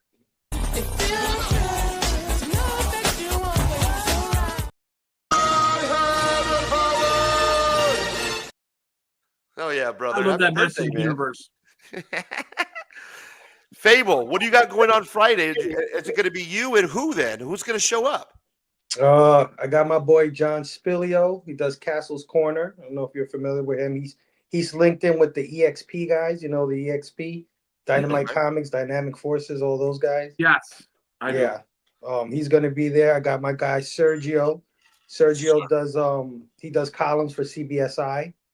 Hopefully I love CBSI. Oh my god, I am on it on Monday, Tuesday, Wednesday, and I'm there Friday. Oh man, the articles there are so interesting. Yeah. My boy writes for them. He does a few columns for them. So he's gonna be there. Hopefully my brother Tacky can make it. He's a regular co-host of mine. He said he could. If at first he told me I'm gonna be out, and then he was like, "Nah, I'll probably be there." Cool cat, man. And then we're gonna see if we get Razor on, man, because we got to give away some books. So gotta have my boy Razor on there, and then we're gonna have people calling in from the con. So all that's of my gonna guys be dope. I like that. Yeah, all of my guys that are stuck in Krakoa, they're actually gonna be dialing in, George included. Hopefully, I could get George on the line, letting us know how the first day went of Heroes Con. I got cousin Ricky with me too, so be ready. That's I'm gonna tell him you took the battleship, bro. I'm gonna hit you out. I got to go to his house. I actually got to stop by his house this week. I might bring him back and take something else. It's gonna be crazy tomorrow. It's gonna be crazy tomorrow because I already got my tickets because I've been grandfathered in. So I'm going to New York Comic Con. I got Thursday, Friday, Saturday, Sunday. This guy. So tomorrow on Friday, which is crazy, regular tickets go on sale tomorrow on Father's Day. So there's gonna be a lot of pissed off flies, man. Hey, when's New York Comic Con? October. I gotta check the date. 67. I printed them out, but I have the dates. Yeah, it's like one of the last Comic Cons, right? Yeah. Of the year, basically, right? You go to New York? Yeah, I live in New York, so I stay with mom, so I don't have to pay for a hotel. I'm good. I might stay at Fables this year. Even if you don't go. I've only been to one Comic Con my entire life. Really? Oh, well, you know what? We'll go October. I'll pick your ass up. We'll go in October. Yeah, I'm gonna. I used to go to the Big Apple. We gotta get Razor to come out there too for October. Shit. That's a fucking price. That's gonna be a pricey flight right there. I could barely go to North Carolina. Better start selling sperm and blood again. Hell yeah. Again. Fable is going to catch him at 9 o'clock this Friday, guys. So Friday, 9 o'clock. Check out PCP One Collection Down. Also, Crazy Hungarian is going to be live on YouTube Friday night. So check him out. We're going to start it off with a bang Friday night. I'm going to be giving away 2 stacks of books. #1 covers, nothing but sick covers, bro. So you can catch me there twice at the beginning of the show and at the end of the show, giving away some sick covers. And then check out the schedule for more details, man. So, yeah, go to Facebook for the rest of that schedule. My guy, George, 757 Hustle Show, you have a lot going on, brother. Let us know what's going on in your world for the next week. All right. So next week, we'll be gearing up. I got some stuff to pre-plan for HeroCon, what to expect, who we're going to try to see, what we're going to try to do. We got Cousin Ricky coming down. And in addition to covering Cousin Ricky, we got Cousin Nick and Cousin Jonicito coming with us. I told my 3 cousins, yo, we're going to North Carolina. Bring your passports, your real IDs, your fucking pictures. Please bring everything. Ricky, don't talk unless we tell you to say something. You know what I'm saying? So yeah. So I told you don't want to give them any reason at all, bro. Yeah. Unfortunately, because I'm half Greek and my 3 cousins are all Latinos, right? And I'm half Colombian, so I'm only half. So when I'm driving, I look like the guy that just picked them up from Home Depot. So I need all my cousins to fucking be on it. But no, I will be. Yeah, Friday I will be at HeroCon. I'm going to be reporting live. My first time there. I'm going to jump on Fable and One Collection Down Friday night. I'll give a little chat. I want to meet some of the One Collection guys. One Collection Down while I'm there. Yeah, definitely meet those guys. And Saturday, so Saturday I'm going to be all day. So like and subscribe to my channel also. Saturday, I'm going to be popping on everywhere. I'm going to be interviewing people. We're going to do the Cousin Ricky challenge. Angel, so my cousin Ricky, he wants to finish his original Ultimate Spider-Man run, right? the original one. He's missing like 3 or 4 books. He's missing, right? And we know we could just order them. You could go on Whatnot and look for them or whatever. But we like to go live and we like to go for the book. The thing is, it's like double. I always tell him, I'm like this, cousin Ricky, if you find the books within 2 to 3 minutes, I will buy them for you, right? So he's like, yeah. Yo, my man's fucking pushing little girls out of the way. Just it's like a game show, bro. But don't do that this year, bro. The climate has changed, man. They see some Mexican running around fucking trying to buy Congo books under 2 minutes. You might get arrested real quick. Yeah. Right on, brother. So Saturday, look out for that. And then just to add on to Beyond the Con, and then we'll be just wrapping up that weekend. Be all giveaways. But yeah, I'm gonna be down there, man. I can't wait to meet Scotty. I can't meet Madam, you know what I'm saying? All those people that we've made fun of all year. Now I got to see them face to face. I will do that. You got to all see him year face long. I know. You're like, it's great to see you. Be the son of a bitch right here. This fucking guy Razor has me come on this show. George, just make fun of these people. Make fun of these people. Make jokes, right? Make jokes. I'm a Razor. You're going to North Carolina? Yeah. And I'm like, yeah, fuck this guy. Circumcision. Blah blah blah. Mom's bought. Blah blah blah. Blah blah blah blah. Cancer. Blah blah blah. You know. Finally, I'm like this. Razor's like, yeah, I'm not going. I'm like, bro. It's like you just fucking pushed me into the shit. I'm like, bro. Nah, you did good though. Man, You he did set good. you up. That's why I'm You taking on, fucking 3 Colombians with me. stream. You did good. He'll be all right. He'll be all right. I Man, I wish I was going this year down to Carolina for that show. Yeah, so check that out. That's definitely coming. Hey, Razor, play my video one last time. Yes, sir. Here's a little bit of what I do. That's cousin Ricky. Yeah, you know what? Oh, hold on. Now you know what? That's cousin Ricky right there. That's cousin Ricky. You see what I mean? Cousin Ricky, don't talk. You don't say nothing. Yeah. He used to play. He used to be the singer for Van Halen when he was called Sammy Sanchez. There you go. I do live stuff. I do interviews when I'm at con. That's the hooked up my bar. Definitely has magic powers.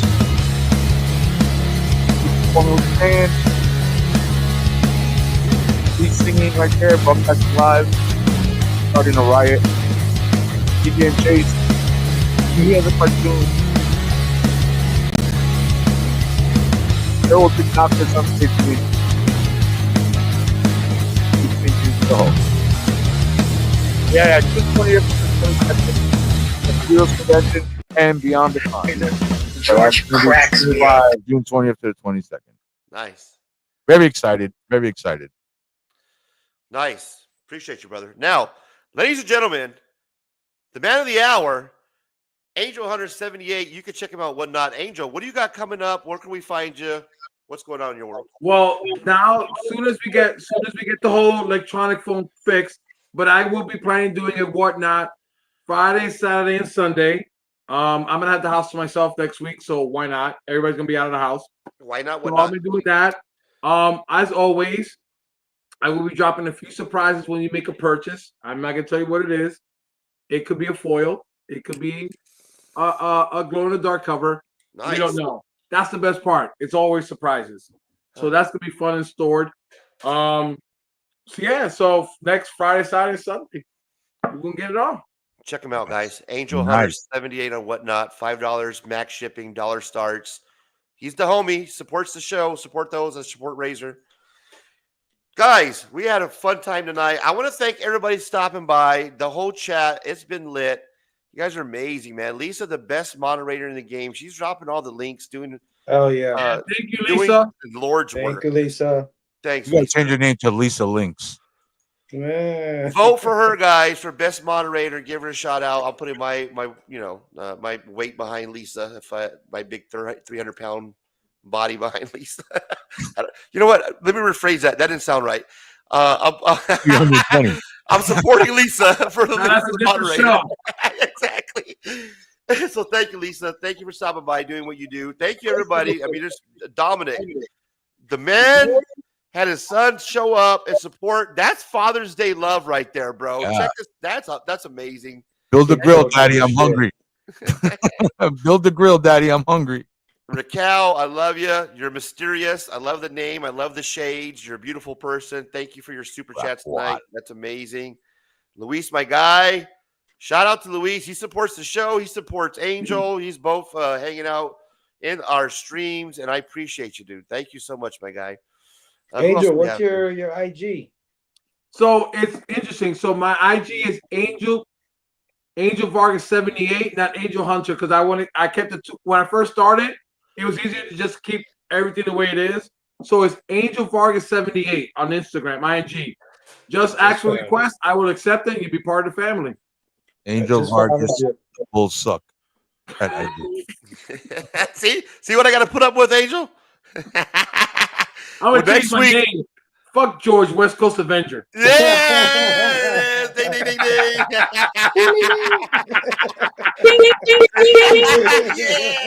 What? There you go. Angel's gonna fit just fine. In $1.50. $1.50 now. $1.50. Keep talking. I'll bust another quarter on this book. Hey, Angel, you're gonna fit in just fine around here, right, Fable? He's gonna get it just fine. Yeah, we gotta get Angel on the show. I love it. I absolutely love it. I mean, this is the reason why I started this whole thing, is to make friends, to hang out, to have a good time. This is the reason why I do it, man. This is the reason why I do it. You know what I mean? They tell me every week. They tell me every Saturday is Razor's intervention. Oh, shit. At 11 o'clock. That's how they get me on here. Oh yeah, it's 11 o'clock. Again?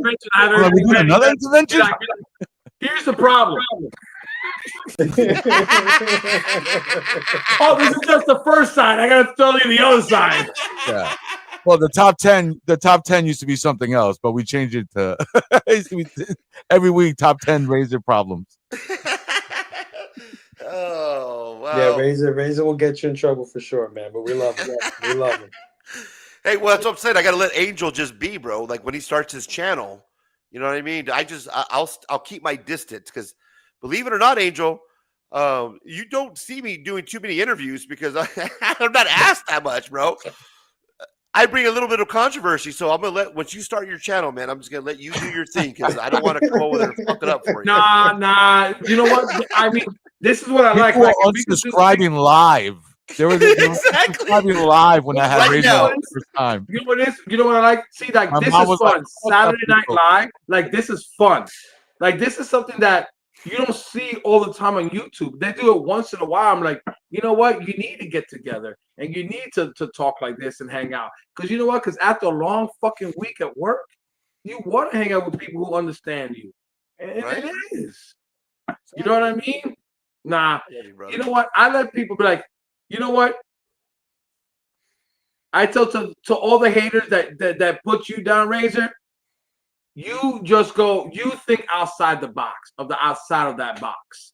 And that you need to stay you. And don't let those other people hate on you, because you know why? Because they're still stuck on phase 1, and they're on that phase 1 instead of going on phase 2, phase 3, phase 2 of what to do and what not. Are you crying? Are you gonna make me cry, bro? People love it when I cry. Hang on, let me make sure I get this right. Abel, I think he wants your spot as co-host. I think he wants to take.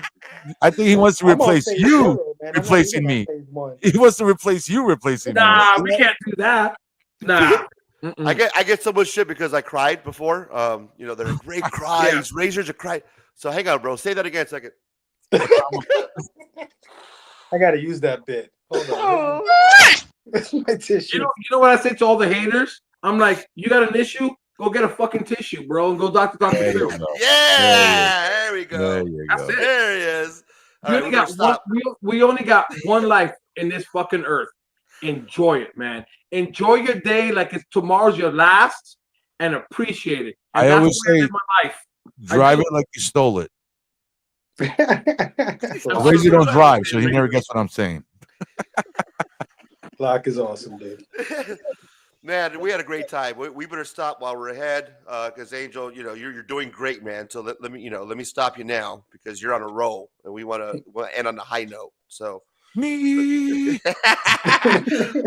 Amazing show tonight, guys. Thank you for stopping by. Please support those who support the show, and do me a favor. When you're out there surfing, whatnot, make sure you stop by AngelHunter78, bookmark them, Check the man out. He does an amazing job.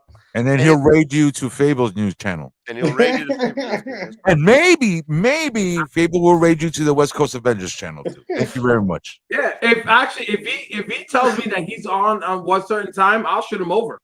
Oh, thank Let me know ahead. I'll shoot him over. George, you better buy my shittiest book. And catch us next Saturday here again, but instead of George, we're going to have this good-looking gentleman here, Fable, joining us for his birthday bash celebration. Pretty dudes. It's going to be an amazing show, guys. I'm going to try to go on all night. That's something I've never done before, and I'm not going to use my blue pill either. I promise you, you won't have to worry about that. We're going to not use the blue pill, but it's going to go all night. I'm going to try to go from 11 p.m. Eastern to 9 a.m. It's going to be a marathon show. Of course, I'm not holding Fable to that. We're going to do the first 3 hours just like normal. And then after that, I'm going to drop the link, and it's going to be a hangout until I can fucking stay up till 9 o'clock in the morning. That's going to be the show, guys. And we're going to be doing giveaways, the big-time collectible giveaway. We're giving that out. And this man right here, this beautiful little Asian man that I love so much, Lock Win, is going to be giving away trading card, guy, original sketch trading card. He's going to be doing that live on Sunday. That's the big one. That's the big one. This trading card, the stack of collectible, big time collectibles. Sunday. So check this out, guys. Thank you so much for stopping by. Guys, I think we're done. 3 hours on the mark. Look at that. That was the past 3 hours. I'm like wide awake. Usually I'm like burnt out. Usually I'm like, fuck, this Look at that, George. I'm like, 3 hours, brother. I know that was fast. Usually I'm like, man, it's not my bedtime. We nailed. And everybody, enjoy your Father's Day tomorrow. Happy Father's Day, fam. Happy Father's Day. Guys. Father's Day. 13 likes. Am I right, Space Case? Smash the like button, right, bro? I'm going out here, guys. I'm going to the store. I'll be right back. Thank you, Space Case. Smash the like button, guys. What the hell are we doing here tonight? Come on. You know, I used to say that at work when I used to leave my shift. I had the morning shift, so I used to leave like around 1 o'clock in the afternoon. And two things I used to say. I used to say, one, I'm off the clock. I'm not your fucking friend. Don't talk to me. And two, and sometimes I'd be like, all right, boys and girls, I'm going to the store. I'll be right back. And they were like, you're fucked up, George. And I'd be leaving and shit for the weekend. All right, let's get out of here, guys. We got to fucking enjoy our Father's Day. So we're out of here. We're going to enjoy Father's Day. Peace. And until next time, check you later. Some say love, it is a razor that leaves your soul to bleed.